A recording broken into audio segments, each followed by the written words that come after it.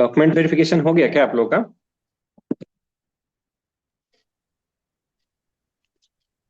Yes sir, मेरा हो गया। हाँ सर, मेरा भी होगा, पहले दिन था। अरे वाह। सर आपने पूछा उनसे यही कि पोस्ट प्रेफरेंस का कुछ। एक second Ankit. Sir, I have started the session. एक बार प्लीज काइंडली चेक की बैकग्राउंड में वो रिकॉर्ड हो रहा है कि नहीं सर। I think it must have been recording. Sir sir. Good morning sir. Good morning, good morning. Sir interview में फैक्चुअल क्वेश्चंस भी बहुत पूछते हैं वो। बिल्कुल बिल्कुल। तो सर बट उसको। यदि फैक्चुअल क्वेश्चंस नहीं आ रहे हैं, है ना, जी सर। और लगातार चार पांच क्वेश्चन भी आप यदि ये बोल मतलब नहीं आ रहे हैं और आपको ध्यान नहीं आ रहा है, तो आप लगातार बोल सकते हैं सॉरी सर मुझे अभी याद नहीं आ रहा है, मैंने इसके बारे में नहीं पढ़ा है। बस वो सर तो जी सर। टेस्ट ये करते हैं कि मान लीजिए आपको नहीं आ रहा है, तो ऐसा तो नहीं कि आपका कॉन्फिडेंस डाउन हो गया, है ना। तो सर उसको प्रिपेयर भी करना है, जैसे बिहार का हिस्ट्री ज्योग्राफी हमें वापस एक बार पढ़ के जाना चाहिए। हाँ हाँ, एकदम एकदम। बेसिक डिटेल्स तो आपको बिहार का पता ही होना चाहिए। जैसे मैं मतलब मैं गया था कल एक मॉक देने के लिए एक अच्छे इंस्टीट्यूशन में। तो उन्होंने मेरे से पूछा कि बिहार का सेकंड लैंग्वेज क्या है, तो मैंने बोला उर्दू। तो उन्होंने मेरे से पूछा कि कब ये उर्दू को कब नोटिफाई किया गया था सेकंड लैंग्वेज के रूप में, तो मैं श्योर नहीं था, मैंने बोल दिया सर कि मुझे पता नहीं। फैक्चुअल क्वेश्चंस जी तो आपको पूछना ही पड़ेगा। मेरे से पूछा आप कौन से डिस्ट्रिक्ट से हैं, तो मैंने बोला दरभंगा। बोला कौन सा जो है नदी गुजरती है वहां से, मैंने बोला बागमती। ये बागमती जो है वो कहाँ पे मिलती है गंगा में, मैंने बोला सर पता नहीं। कोई इशू नहीं है, मतलब आप लेकिन प्रिपेयर कर लीजिए। सर, तो इसको बाद में भी प्रिपेयर करेंगे तो चलेगा, मतलब उसे तो बस एक बार देखना है। हाँ हाँ, या और क्या। Yes sir. ठीक, जी राइट। सर। बाद में भी करेंगे फिर भी चलेगा, कोई इशू नहीं। लेकिन बस मतलब जो बेसिक फैक्ट्स है वो सब तो देख लीजिए। जैसे मेरे से सगीर अहमद सर का बोर्ड था, तो उन्होंने मेरे से पूछा कि आरटीपीएस का नाम सुने हो, मैंने बोला जी सर सुन, तो ये क्या है आरटीपीएस। तो मैंने उनके उसके बारे में बताया। फिर वो मेरे से पूछ रहे हैं कि आ जाइए आ जाइए, ब्रेकफास्ट रेडी है क्या? थोड़ी देर में करते हैं, 1 घंटा में। हाँ, बाद में गर्म कर दीजिएगा, है ना? तो मेरे से उन्होंने पूछा कि आरटीपीएस में कितना टाइम मिलता है ना। जी सर। तो ये सब क्वेश्चंस जो है वो कॉमन है, मन नहीं भी आपको आता है तो आप बोल सकते हैं कि सर मुझे अभी याद नहीं आ रहा। और सर उन्होंने एक इंटरव्यू मैंने ट्रांसक्रिप्ट देखा, उसमें उन्होंने पूछा था कि कभी थाना गए हो, कभी ब्लॉक गए हो, और इनकेस नहीं गए हैं तो क्या बोलेंगे। सर आपकी आवाज नहीं आ रही। हाँ बताइए क्या बोल रहे हैं, आप थाना गए थे? सर उन्होंने पूछा कि कभी थाना गए हो, फिर पूछा कभी हम्म, ब्लॉक गए हो, और इनकेस नहीं गए हैं तो फिर क्या कहेंगे वहां पे। थोड़ा सा एक देख लीजिए ना क्या सब होता है ब्लॉक में, कैसा ऑफिस होता है, यूट्यूब वगैरह पे देख लीजिए। नहीं गए हैं तो बोल दीजिए सर कि मैं गया हूँ सर, लेकिन हाल फिलहाल में मैं नहीं गया हूँ, मुझे कुछ समय हो गया ठीक है। है। और सर ये भी पूछ रहे थे कि गिरफ्तारी का प्रोसेस क्या है, इंस्पेक्टर और डीवाईएसपी क्या करता है। इन क्वेश्चंस का तो सर इतना जवाब नहीं होता है हमारे पास। डिप्टी एसपी का तो पोस्ट प्रोफाइल हम लोग डेप्थ में डिस्कस किए हैं, तो वो तो आप बता ही सकते हैं। वो बता सकते हैं सर। हाँ, इंस्पेक्टर सर बोल दीजिए सर कि उनके सबऑर्डिनेट होते हैं, और उनके पास एक पर्टिकुलर एरिया जो है उनके ज्यूरिडिक्शन में आता है, उसके अंदर लॉ एंड ऑर्डर मेंटेन करना उनकी रिस्पॉन्सिबिलिटी होती है। डिप्टी एसपी जो है वो सुपरवाइजिंग ऑफिसर होते हैं, है ना। ये सब बोल दीजिए, और क्या। देखिए जो जी सर। आपको पता है वो बोलिए, और नहीं पता है तो सीधे बोलिए कि सर मुझे नहीं पता है। और जब आप बोल रहे हैं कि नहीं पता है, तो उसमें गिल्ट नहीं महसूस करना है कि अरे मुझे क्यों नहीं पता। ठीक है। जी सर। कभी कभी जी सर। चेहरे पे वो दिखने लगता है कि नहीं पता है, बोल रहे हैं तो 2 बार बोला, 3 बार बोला, 4 बार बोला, चौथे बार तक आते आते लगता है कि अरे क्यों नहीं पता है, हमें पता होना चाहिए था। लेकिन वो जी गिल्ट सर। नहीं। और इसके चक्कर में क्या होता है, जैसे मान लीजिए कि मैं आपसे बात कर रहा हूँ, ठीक है, और मैं आपसे क्वेश्चन पूछ रहा हूँ लगातार, और आप बोल रहे हैं कि सर मुझे नहीं पता है, मुझे नहीं पता है, मुझे नहीं पता है, मुझे नहीं पता है। तो एक टाइम ऐसा आएगा कि अब आप मेरे से आई कांटेक्ट तोड़ देंगे, ठीक है, जी और सर। आप नीचे देखने लगेंगे। कभी अब मैंने नेक्स्ट क्वेश्चन पूछा, वो आपको नहीं पता है, तो आप फिर उधर देखने लगेंगे, याद करने का प्रयास करने लगेंगे, कुछ ऊपर देखने लगेंगे। तो इन जी सब सर। के वो ये सब जो है ना वो लो कॉन्फिडेंस, कंफ्यूजन, इन सब का सिंबल है। नहीं पता है मतलब नहीं पता है, सीधे एकदम आंख में आंख मिला के बोलना है कि सर नहीं पता है मुझे। और ठीक है। सर मैंने एक मॉक दिया था अभी, तो कहाँ दिया था? उन्होंने मुझे एडुटेरिया में सर। अच्छा हाँ ठीक है। उनका पैनल सर ठीक है। उन्होंने कहा कि आंसर्स बहुत लंबे नहीं होने चाहिए, 2 से 3 बिल्कुल। Line max to max. हम्म। तो सर हमारा जो भी आंसर हो काफी कंसाइज होना चाहिए। जो पूछा जाए उतना ही आपको बताना है। जैसे मान लीजिए कि आपसे क्वेश्चन पूछा जाए कि आप बिहार में आएंगे तो 5 कौन से एरियाज में आप काम करेंगे। तो जी उन सर। तो यदि मैं बोलूं तो मैं बोलूंगा, मान लीजिए कि मैं एजुकेशन में काम करूंगा, पब्लिक हेल्थ एंड सैनिटेशन में काम करूंगा, डिजास्टर मैनेजमेंट में काम करूंगा, जेंडर सेंसिटाइजेशन के ऊपर काम करूंगा, डिजिटल डिवाइड को कम करने के ऊपर काम करूंगा। तो ये मान लीजिए कि ये सब मैं यदि बोलता हूँ तो उसमें मुझे ये नहीं बोलना है कि सर मैं एजुकेशन में काम करना चाहता हूँ क्योंकि एजुकेशन का स्टैंडर्ड खराब है, ये है वो है। डिजास्टर में मैं काम करना चाहता हूँ क्योंकि बाढ़ की समस्या है, इतना नहीं। पूछा गया कौन से जी सर। सेक्टर में काम करना है तो सिर्फ सेक्टर्स गिना देने हैं। उसके बाद यदि कोई एडिशनल क्वेश्चन पूछेंगे तब, मतलब जितना पूछा जाए बस उतना ही। और सर ऐसा ही क्वेश्चन मेरे से भी पूछा गया था, किस हम्म फील्ड में हम्म या फिर क्या काम करोगे, तो मैंने हम्म। जो बोला, उन्होंने कहा यार ये सब मत बोलो, बस जो मेन प्रॉब्लम्स हैं उन्हीं को बोलो, लाइक हेल्थ एजुकेशन, यही मेन समस्या है। और हाँ हेल्थ। अब जैसे मैंने तो इसलिए बोला ना, मान लीजिए 5 सेक्टर आपको बोल दिया जाए तो आप जी सर। एक दो थोड़ी बोलेंगे, 5 तो आपको बोलना पड़ेगा। यदि वो 5 बोल रहे हैं तो 5 बोलना पड़ेगा। जी तो सर। बेसिक कुछ सेक्टर्स चूज कर लीजिए। जैसे कुछ लोग बोलते हैं सर कि मैं लॉ एंड ऑर्डर में काम करूंगा। लॉ एंड ऑर्डर बहुत वास्ट एरिया है, मतलब ये सब फील्ड आप मत चूज कीजिए। ठीक और है कुछ सर। ऐसा चीज और उसको आप अपने लेवल पे सुधार तो सकते हैं, लेकिन थोड़ा सा वो डिफिकल्ट है। पॉलिटिकल प्रेशर रहता है ना, लोकल्स का प्रेशर रहता है, ये सब थोड़ा लॉ एंड ऑर्डर मत बोलिए। यदि डेप्टी एसपी आपका फर्स्ट फर्स्ट प्रेफरेंस है तो बोल दीजिए लॉ एंड ऑर्डर, उसको थोड़ा प्रिपेयर कर लीजिए कि कैसे करेंगे क्या करेंगे। यदि ठीक है सर। डेप्टी सर एसपी फिर नहीं मैंने, है, कोई जी सर। एडमिनिस्ट्रेटिव सर्विस है तो ये सब बोलिए, एजुकेशन बोलिए, हेल्थ एंड सैनिटेशन बोलिए, वुमेन एम्पावरमेंट बोलिए, ये सब। मेल कैंडिडेट हैं आप और यदि आप वुमेन एम्पावरमेंट बोलेंगे तो उसका और अच्छा इम्पैक्ट पड़ेगा। हम्म। जी सर। ठीक है सर। Thank you. शुरू करें क्या? मोस्ट ऑफ द लोग तो आ ही गए हैं, मुझे लगता है। अब जो आ गए।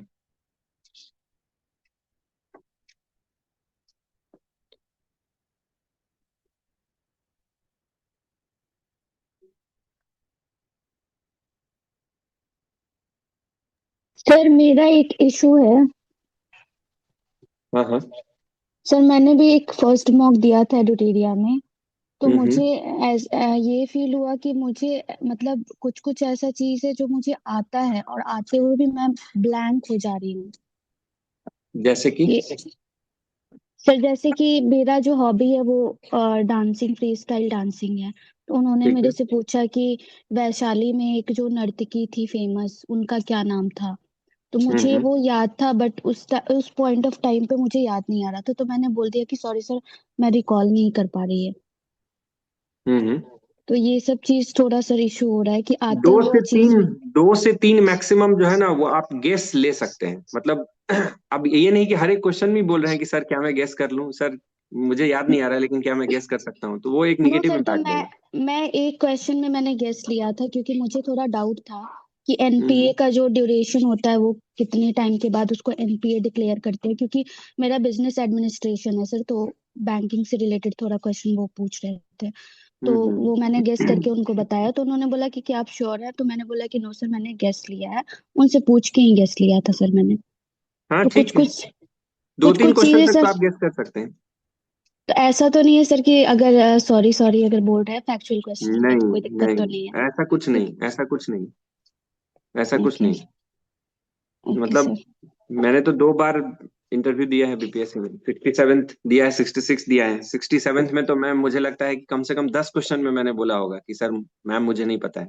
दीप्ति मैडम का बोर्ड था और वो मुझे ग्रिल कर रही थी, मैंने बोला मैम नहीं पता है, नहीं पता है, नहीं पता है, मैं पढ़ लूंगा। वो कुछ बता भी रही थी, थैंक यू मैम, मैं thank you for the information. फिर भी उन्होंने मार्क्स ठीक दिए, 82 83 मार्क्स दिए थे, तो उनके बोर्ड सर में द अच्छा thing marks. Is sir the thing is कि मेरा फर्स्ट फर्स्ट देखिए इंटरव्यू है होता तो क्या है ना, मॉक। मैं बताता हूँ आपको। जब आप अधिकारी बनेंगे और आपके सीनियर हैं, सपोज कीजिए कि आप एसडीएम बन गए, आपके सीनियर डिस्ट्रिक्ट मजिस्ट्रेट साहब हैं, तो डीएम साहब ने यदि आपको फोन किया कि मैडम आपके क्षेत्र में ये काम जो है वो हो रहा था, इसके बारे में क्या चल रहा है कुछ बताइए, ऊपर से फोन आ रहा है, है ना। तो यस अब सर। आप उनको वो थोड़ी बोलेंगे कि सर, मतलब कुछ गलत थोड़ी बोलेंगे कि सर हाँ उस काम में तो मैंने 50 लोगों को लगा दिया है, कल तक काम कंप्लीट हो जाएगा। है ना, आपको यदि नहीं यस। पता है तो आप डायरेक्ट बोल देंगे कि सर मुझे अभी इसके बारे में मैंने अपडेट नहीं लिया है, मैं अपडेट लेकर मैं आपको बताती हूँ सर। है ना। Okay sir. ठीक और है, सर तो एक और चीज यही है सर, क्वालिटी वहां पे भी वो टेस्ट करते हैं। एक और चीज है, मेरा फ्री स्टाइल डांसिंग है, मेरी हॉबी है सर। हम्म तो हम्म। उन्होंने वहां पे बोला कि आप क्या डांस करके दिखा सकती हैं मुझे। तो मैंने बोला कि डांस करने के लिए तो जो रियल बोर्ड है वो शायद ही बोलेंगे। है ना। ओके सर, डाउट मुझे कोई इशू नहीं है सर, बट क्या हम्म। ऐसा होता है क्या रियल बोर्ड में नहीं कि नहीं, वो डांस करके प्रोटोकॉल दिखा। के अगेंस्ट है वो। स्पेशली फीमेल कैंडिडेट वगैरह को तो नहीं ही बोलते हैं, मेल को भी नहीं बोलते हैं, डांस वांस करने के लिए तो नहीं बोलते हैं, वो प्रोटोकॉल के अगेंस्ट है ना। अब एग्जैक्टली ड्राइंग बनाना, गाना गाना, पोयम रिसाइट करना, भजन सुनाना, ये सब बोल सकते हैं, जो आप वहां पे बैठे बैठे कर सकते हैं। अब वो डांस करने के लिए ओके। नहीं बोलेंगे, ओके वो सर। सब नहीं बोलेंगे। सर ओवरऑल उन्होंने फीडबैक दिया कि सब मतलब आपका सब कुछ सही है, बट जो फैक्चुअल क्वेश्चंस है, हिस्ट्री ऑप्शनल पे थोड़ा काम कीजिए। मतलब मुझे रिकॉल नहीं हो पा रहा था, वो प्रीलिम्स दिए थोड़ा वक्त हो गया था तो। और बाकी मुझे जो नहीं आता तो मैंने उनको बोला कि सर मुझे याद नहीं है या फिर मैं रिकॉल नहीं कर पा रही हूँ। मैंने कोई गलत आंसर वगैरह नहीं दिए थे, तो सिचुएशन मैंने बेस्ड बोला कि क्वेश्चन सर। आप अच्छा हैंडल कर रहे हैं, आपका व्यू पॉइंट यदि आप अच्छा बता रहे हैं, है ना, आप में कॉन्फिडेंस है, क्लैरिटी ऑफ थॉट्स है, फेशियल एक्सप्रेशन आपका अच्छा है, आई कांटेक्ट अच्छा है, ड्रेसिंग सेंस आपका अच्छा है, बोलने का तरीका आपका बहुत बढ़िया है, टोन आपका अच्छा है ना, आंसर आपके लंबे नहीं है, ब्रेविटी के साथ आप आंसर दे रहे हैं, तो ये सब चीज बेसिक है। फैक्चुअल क्वेश्चन जो है वो कोई एक कंपोनेंट ही नहीं है इंटरव्यू में।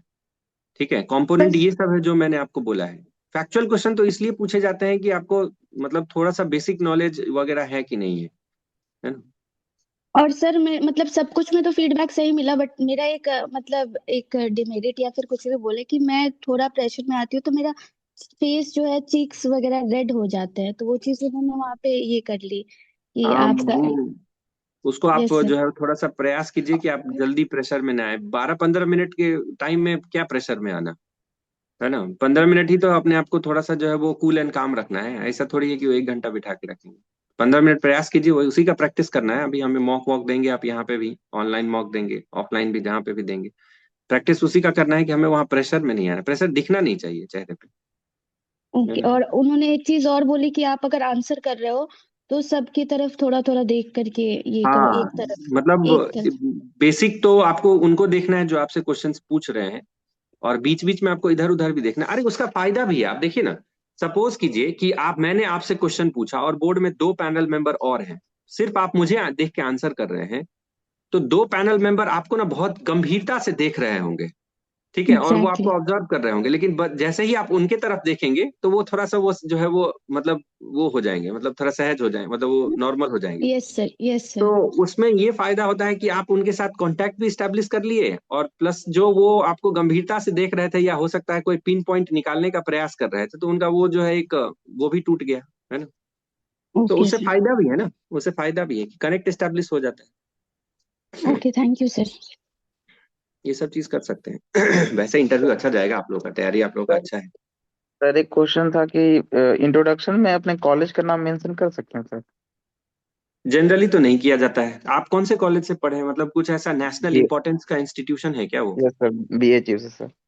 हाँ तो कर सकते हैं, बीएचयू इंस्टीट्यूशन है तो आप कर सकते हैं, बट फिर वो आपको बीएचयू से रिलेटेड क्वेश्चंस पूछेंगे, तो उसके लिए आप तैयार रहिएगा। आपका ऑप्शनल क्या हिस्ट्री है, नहीं सर, ज्योग्राफी है। ज्योग्राफी है, हाँ ठीक है, तो देख लीजिएगा। थोड़ा मैं बीएचयू का चाहता हूँ इतिहास सर कि वगैरह भी ज्यादा चलो पढ़ते हैं। इकोनॉमी पे क्वेश्चन है, क्योंकि इकोनॉमी से मैंने ऑनर्स किया है, तो वैसे अगर मतलब मैं ज्यादा सहज रहूंगा सर इकोनॉमी में, और वो अच्छा भी रहेगा सर, मैं सोच तो रहा हूँ। इंट्रोडक्शन को आप फिर इकोनॉमिक्स पे खत्म कीजिए ना। जिस चीज पे आप खत्म करेंगे, ज्यादातर चांसेस होता है कि उसी चीज से क्वेश्चन आपको स्टार्ट किया जाए, यदि इंट्रो पूछा जाता है आपसे। तो इकोनॉमिक्स में आपको लगता है कि आप ज्यादा सहज है, तो आप इकोनॉमिक्स कुछ ऐसा इंट्रो बनाइए कि जिसमें इकोनॉमिक्स पे जाके वो खत्म हो। है ना। यस सर, वही सोच रहा हूँ सर मैं, उस तरह से। हम्म। ठीक है, ठीक है शुरू करें। फटाफट शुरू करते हैं, कितना टाइम सर, एक टाइम क्वेश्चन कितना है? है हाँ अंकित। सर। सर जैसे मेरा हिस्ट्री ग्रेजुएशन का सब्जेक्ट है और ऑप्शनल का भी है, और अगर मैं इसमें चाहता हूँ कि मैं अपने इंट्रोडक्शन में अपने स्कूल के बारे में, जैसे मेरा स्कूल महावीर सरस्वती विद्या मंदिर है, तो विद्या मंदिर से जुड़े होना, मतलब विद्या भारती से जुड़ा होना, RSS से जुड़ा होना, क्या ये क्वेश्चंस, और उसके बाद मेरा कॉलेज दयाल सिंह कॉलेज है, जो दयाल सिंह मजीठिया के द्वारा फाउंडेड है, पंजाब नेशनल बैंक में भी उनका योगदान है, और वो दिल्ली यूनिवर्सिटी से जुड़ा है। तो ये सब मैंने तैयार कर लिए हैं। तो अगर मैं इनको अपने इंट्रोडक्शन में अपने स्कूल और कॉलेज को डाल सकता हूँ। स्कूल बताने की जरूरत नहीं है, 10वीं 12वीं के बारे में तो वो पूछते भी नहीं है, दे आर लीस्ट कंसर्न्ड, है ना। कॉलेज के बारे में यदि आप प्रिपेयर कर लिए, डीयू का कॉलेज है आपका, तो आप बता सकते हैं, है ना? कोई दिक्कत नहीं। ठीक है सर। लेकिन जब आप बताएं तो बी श्योर कि प्रिपेयर्ड रहें आप उसके लिए। जी सर। और सर वो ठीक। प्रेफरेंस का सर, वो तो तीनों, पहला डीवाईएसपी हो गया, दूसरा डिस्ट्रिक्ट कमांडेंट, और तीसरा जेल सुपरिटेंडेंट हो गया। तो डीवाईएसपी का आपने बता दिया है, डिस्ट्रिक्ट कमांडेंट का पढ़ने जा रहा हूँ, और जेल डिस्ट्रिक्ट सुपरिटेंडेंट का कमांडेंट भी हम थोड़ा। लोगों ने शायद लास्ट वीडियो में डिस्कस किया था, वो देख लीजिए, वो है उस। हाँ सर, वो पहले वाला दिखा था, वो कल वाला भी नहीं दिखा है। हाँ ठीक है तो सर। देख लीजिएगा, उसमें उसमें है। और जेल सुपरिटेंडेंट तो आज हम लोग डिस्कस कर ही लेंगे। ठीक है, शुरू लेकिन करते सर हैं। वो जो सर सर प्रिजन रिफॉर्म्स जो आए हैं वो पढ़ना पड़ेंगे ना, अभी जो प्रिजन रिफॉर्म्स 2023 पढ़ वगैरह। लीजिए, हाँ वो पढ़ना पड़ेगा। हाँ। ठीक है हेलो सर। सर, हम्म एक हम्म क्वेश्चन हम्म है हम्म सर हम्म मेरा। सर हम्म, हम्म, हम्म। मेरा ऑप्शनल सर हिस्ट्री है सर, बट मैंने वर्ल्ड हिस्ट्री नहीं पढ़ा है, तो सर उसको पढ़ना पढ़ना चाहिए। कुछ बेसिक चीज सब तो देख लीजिए, जैसे French revolution, Russian revolution, world war 1, world war 2, उस इंडिया पे उसका क्या इम्पैक्ट हुआ, ये सब चीज तो देख लीजिए। बेसिक जो है, जो वो आपको लगता है कि मतलब इम्पोर्टेंट है इस टाइप से, थोड़ा सा तो देख लीजिए। ओके सर, ठीक है सर। ठीक है, शुरू करते हैं, है ना।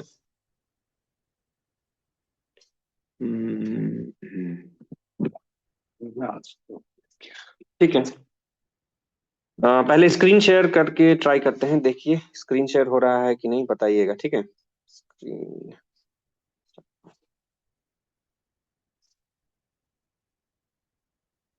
स्क्रीन दिख रहा है क्या आप लोगों को? Yes sir. ठीक है, तब तो दिख रहा है, तो स्टार्ट कर सकते हैं।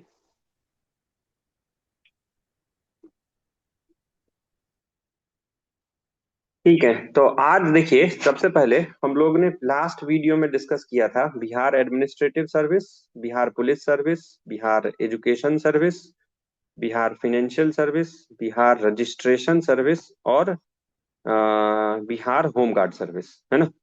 ठीक है, मतलब डिस्ट्रिक्ट कमांडेंट के बारे में। तो आज हम लोग कुछ और पोस्ट के बारे में डिस्कस करेंगे, ठीक है, फटाफट करेंगे। तो इसमें पहला जो है वो है आपका लेवल 9 का ही पोस्ट है ये, और ये यूनिफॉर्म पोस्ट है, बहुत सारे लोगों का है ये भी। तो बिहार जेल सर्विस के बारे में हम लोग जो है वो आज डिस्कस करते हैं सबसे पहले, ठीक है।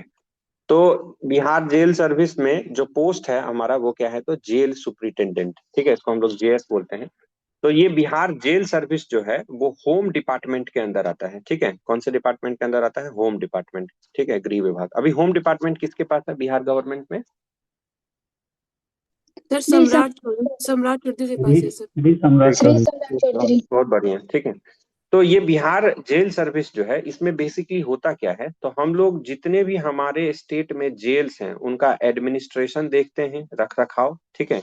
उसमें सिक्योरिटी इंश्योर करना होता है इन ऑफिसर्स को, मान लीजिए। और जो जेल में जो कैदी होते हैं उनका कस्टडी देखना है। और आजकल जो सबसे ज्यादा फोकस हो रहा है वो है कि वेलफेयर ऑफ प्रिजनर्स, ठीक है। मतलब जो आपके कैदी हैं उनका वेलफेयर हम कैसे कर सकते हैं, इसके बारे में जो है वो काम चल रहा है।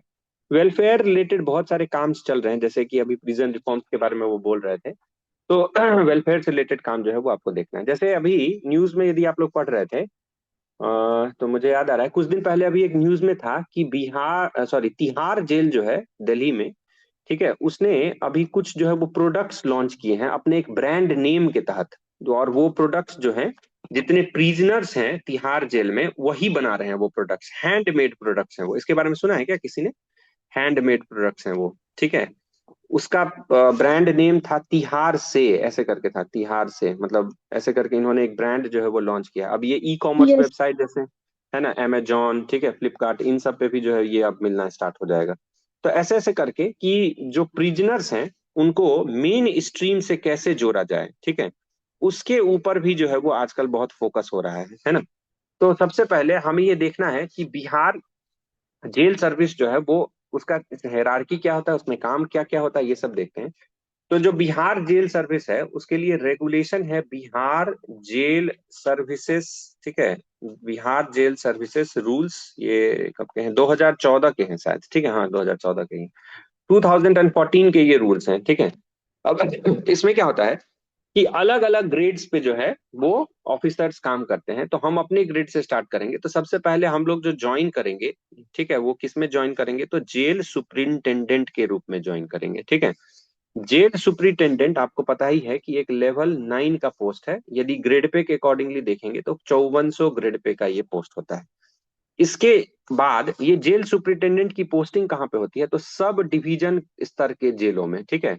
जो अनुमंडल स्तर के जो जेल होंगे उसमें इनकी पोस्टिंग होती है, सब डिवीजन स्तर के जेलों में। उसके बाद जो नेक्स्ट इनके ऊपर होते हैं वो होते हैं सीनियर जेल सुप्रिंटेंडेंट, ठीक है, सीनियर जेल सुप्रिंटेंडेंट। ये फिर आपका कौन सा लेवल 11 का पोस्ट है। ग्रेड पे के अकॉर्डिंगली देखेंगे तो 6600 ग्रेड पे का ये पोस्ट है। इनकी पोस्टिंग होती है डिस्ट्रिक्ट लेवल पर, ठीक है। डिस्ट्रिक्ट लेवल पर जिला स्तर पर जितने भी कारागृह होंगे, ठीक है, तो उसमें जो है वो इनकी पोस्टिंग होती है।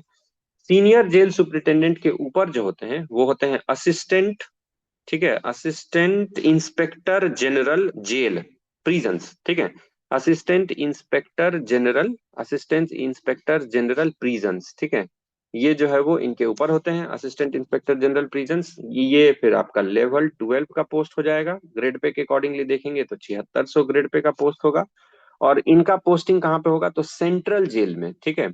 जो सेंट्रल जेल होते हैं उनमें इनका पोस्टिंग होता है। नेक्स्ट इनके ऊपर जो है वो होते हैं डेपुटी इंस्पेक्टर जनरल, ठीक है, डेपुटी इंस्पेक्टर जनरल प्रिजन्स, ठीक है, डेपुटी इंस्पेक्टर जनरल प्रिजन्स जो है वो नेक्स्ट पोस्ट होता है इसके ऊपर। और ये जो है वो फिर आपका कौन सा, तो लेवल 13 का पोस्ट होता है। और मतलब ग्रेड पे के अकॉर्डिंगली देखेंगे तो 8700 ग्रेड पे है। और इनका पोस्टिंग जो है वो जेल में नहीं होता है। अब ये जो होम डिपार्टमेंट आपका है जिसके अंदर ये बिहार जेल सर्विसेज आते हैं, है ना, होम डिपार्टमेंट, इस होम डिपार्टमेंट में इनका पोस्टिंग होता है, ठीक है। तो मतलब अब आपका पोस्टिंग कहाँ पे होगा, तो सेक्रेटेरिएट में, मतलब जो है वो पटना में। इनके ऊपर जो है वो कौन होते हैं, तो इंस्पेक्टर जनरल, ठीक है, इंस्पेक्टर जनरल आईजी होते हैं, इंस्पेक्टर जनरल प्रिजन्स, ठीक है, इंस्पेक्टर जनरल प्रिजन्स। तो ये प्रिजन्स, इंस्पेक्टर जनरल प्रिजन जो है वो आपका कौन से में होंगे, तो लेवल 14 में होंगे, ठीक है। 10,000 ग्रेड पे हो गया अब इनका, है ना। और ये जो है वो जनरली एक आईपीएस रैंक के ऑफिसर होते हैं। जनरली क्या, most of the time IPS ही होते हैं। यदि मान लीजिए कि आप जेल सर्विसेज ज्वाइन भी किए तो मैक्सिमम प्रमोशन जो है नॉन आईपीएस कैटेगरी में आपका डीआईजी तक जाएगा, उसके ऊपर आपका प्रमोशन नहीं होगा। लेकिन पिछले कुछ सालों में देखा गया है कि जो बिहार जेल सर्विस के ऑफिसर्स हैं इनका भी इम्पैनलमेंट जो है वो आईपीएस में हो जाता है, ठीक है। तो एक बार यदि आपका आईपीएस में इम्पैनलमेंट हो गया पुलिस सर्विस में तो आप इंस्पेक्टर जनरल प्रिजन्स तक जो है वो पहुंच सकते हैं। तो ये जो है वो आपका एक तरह से हेरारकी है जो आपके जेल सर्विस में देखने को मिलता है। अब इनके आए काम क्या होते हैं वो डिस्कस कर लेते हैं। रोल्स एंड रिस्पॉन्सिबिलिटीज, ठीक है, जो हमारे लिए इंपॉर्टेंट है हेरारकी के बाद। रोल्स एंड रिस्पॉन्सिबिलिटीज में जो सबसे पहला काम होता है इनका वो क्या होता है, तो पहले ही हम लोग देखें कि सिक्योरिटी मैनेज करना अपने जेल में, है ना, कस्टडी मैनेज करना, ठीक है, प्रिजनर्स के, डिसिप्लिन मेंटेन करना, ठीक है, ठीक है। उसके अलावा और क्या करना, तो वेलफेयर जो है वो स्कीम्स चलाना, वेलफेयर जो है वो करना, प्रिजन रिफॉर्म्स के ऊपर फोकस करना, ये बेसिक है। इसके अलावा इनका काम जैसे लीडरशिप का भी काम होता है एक, है ना। ये जो है वो प्रिजन में जैसे सब डिवीजन लेवल पे यदि आपकी पोस्टिंग होगी तो सब डिवीजन में जो सबसे सीनियर अधिकारी होंगे वो आप ही होंगे, है ना, जेल सुपरिटेंडेंट पे। तो आप लीडरशिप क्वालिटी आप में होना ही चाहिए। सिमिलरली यदि डिस्ट्रिक्ट में होगा तो वहां पे भी सबसे ऊपर आप होंगे, है ना। सेंट्रल जेल में भी एआईजी रैंक के सबसे उच्च अधिकारी होते हैं। तो आप जहां पे भी जाएंगे वहां पर आपका इंडिपेंडेंट चार्ज रहेगा। तो आपको एक लीडरशिप क्वालिटी होना चाहिए आप में। लीडरशिप क्वालिटी के थ्रू आप क्या सब कर सकते हैं, तो मान लीजिए कि जेल एक्टिविटीज को आप प्रमोट कर सकते हैं, जैसा मैंने अभी बिहार से बताया, है ना। बिहार सरकार की भी ऐसी कुछ स्कीम्स हैं जो सब चल रही है, वो अभी हम लोग डिस्कस करेंगे बाद में, या अभी बताएं, नहीं बाद में ही बताते हैं, ठीक है। तो जेल एक्टिविटीज को फोकस करना। इसके अलावा जैसे जो नॉर्मल स्टाफ होंगे वहां पर, जेलर होते हैं, ठीक है, डेप्यूटी जेलर होते हैं, इन सब के साथ कोऑर्डिनेशन स्टैब्लिश करना और देखना कि काम सही चल रहा है कि नहीं हो रहा है। तो स्टाफ कोऑर्डिनेशन स्टैब्लिश करना भी आपका काम है जेल के अंदर, ठीक है। उसके अलावा रिसोर्स एलोकेशन करना भी आप ही का काम होगा, मतलब क्योंकि उस ऑफिस के आप जो है वो सर्वे सर्वा रहेंगे, ठीक है। तो इसीलिए ये सारा काम जो है वो आपको करना पड़ेगा। इसके अलावा जो तीसरा काम होता है वो है इनका पॉलिसी इम्प्लीमेंटेशन, ठीक है। कि यदि बिहार सरकार की या केंद्र सरकार की यदि जेल से रिलेटेड, प्रिजन से रिलेटेड यदि कोई काम है, कोई पॉलिसी है, तो उसको जो है वो इम्प्लीमेंट करना। तो जैसे एक प्रिजन मैनुअल होता है, ठीक है। प्रिजन मैनुअल मतलब हो गया कि उसमें डूज एंड डोंट्स, जैसे आप पढ़ते हैं ना कहीं कहीं पे, क्या करना चाहिए क्या नहीं करना चाहिए, ठीक है, तो ये होता है। कैसे जो है वो हमें स्टैंडर्ड ऑपरेटिंग प्रोसीजर क्या है, एसओपी क्या है जेल के अंदर, तो ये सब जो है वो ध्यान रखना, इस सब के बारे में आपको ट्रेनिंग में बताया जाएगा, ठीक है। तो इसको पॉलिसी को इम्प्लीमेंट करना है। जो चौथा और सबसे इंपॉर्टेंट काम आजकल उभर के आ रहा है वो है रिहैबिलिटेशन। देखिए, आपको ये बात समझना पड़ेगा कि कोई भी व्यक्ति यदि जेल में है तो वो दो तरीके से जेल में पहुंच सकता है। एक, या तो वो अंडर ट्रायल व्यक्ति है, अंडर ट्रायल मतलब उनके ऊपर मुकदमा चल रहा है, या नहीं तो वो क्या है, तो एक्यूज मतलब उनका उनके ऊपर जो मुकदमा है वो प्रूफ हो गया है, वो है ना। तो sorry, तो अंडर ट्रायल है या नहीं तो पोस्ट ट्रायल है, मतलब ट्रायल खत्म हो गया और अब उनका जो है वो जेल का पीरियड शुरू हो गया है।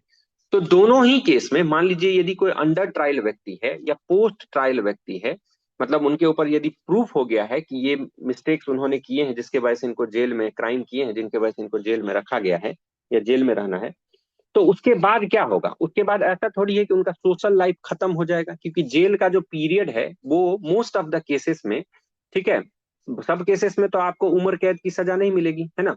तो मोस्ट ऑफ द केसेस में 5 साल, 3 साल, 10 साल, 4 साल, ऐसे ऐसे करके अलग अलग जो है वो बीएनएस और बीएनएसएस के अकॉर्डिंगली जो है वो सजा मिलती है। तो यदि आप मान लीजिए एक सिग्निफिकेंट टाइम पीरियड 3 साल या 5 साल या 7 साल या 14 साल, यदि आप मतलब कुछ भी कोई भी व्यक्ति यदि सर जेल में बिताता है, तो एक तरह से वो सोशल सोसाइटी से, मतलब सामाजिक जो हमारा सेटअप है, सोशल सेटअप से वो कट ऑफ हो जाता है ना। तो यदि वो कट ऑफ हो गया तो अब जब वो इतने सालों बाद वापस फिर जब जैसे ही समाज में आएगा, तो हो सकता है कि समाज में एक्सेप्टेंस उसको ना दिखे खुद के लिए, या नहीं तो ये भी हो सकता है कि खुद के लिए उसको एक्सेप्टेंस तो दिख रहा है लेकिन वो व्यक्ति ही जो है वो एडजस्ट नहीं कर पा रहा है, क्योंकि उसको जो है वो एक कन्फाइंड प्लेस में रहने का आदत हो गया है, एक डिसिप्लिन्ड लाइफ बिताने का जो है वो आदत हो गया है। तो इसके लिए प्रोसेस जो होता है उसको हम लोग बोलते हैं रिहैबिलिटेशन, है ना। रिहैबिलिटेशन करना मतलब फिर से उसको हम लोग कैसे जो है वो समाज के मेन स्ट्रीम से जोड़ सकते हैं, इसके ऊपर फोकस करना। तो इसमें क्या सब होता है, जैसे मान लीजिए कि इनकरेजमेंट करते हैं हम लोग कि आप जो है वो अलग अलग चीजों में पार्टिसिपेट कीजिए। जैसे जेल में यदि कोई कैदी है तो जेल में भी कई सारे एक्टिविटीज होते हैं, उस एक्टिविटीज को बार टाइम टू टाइम जो है वो कंडक्ट कराना, है ना।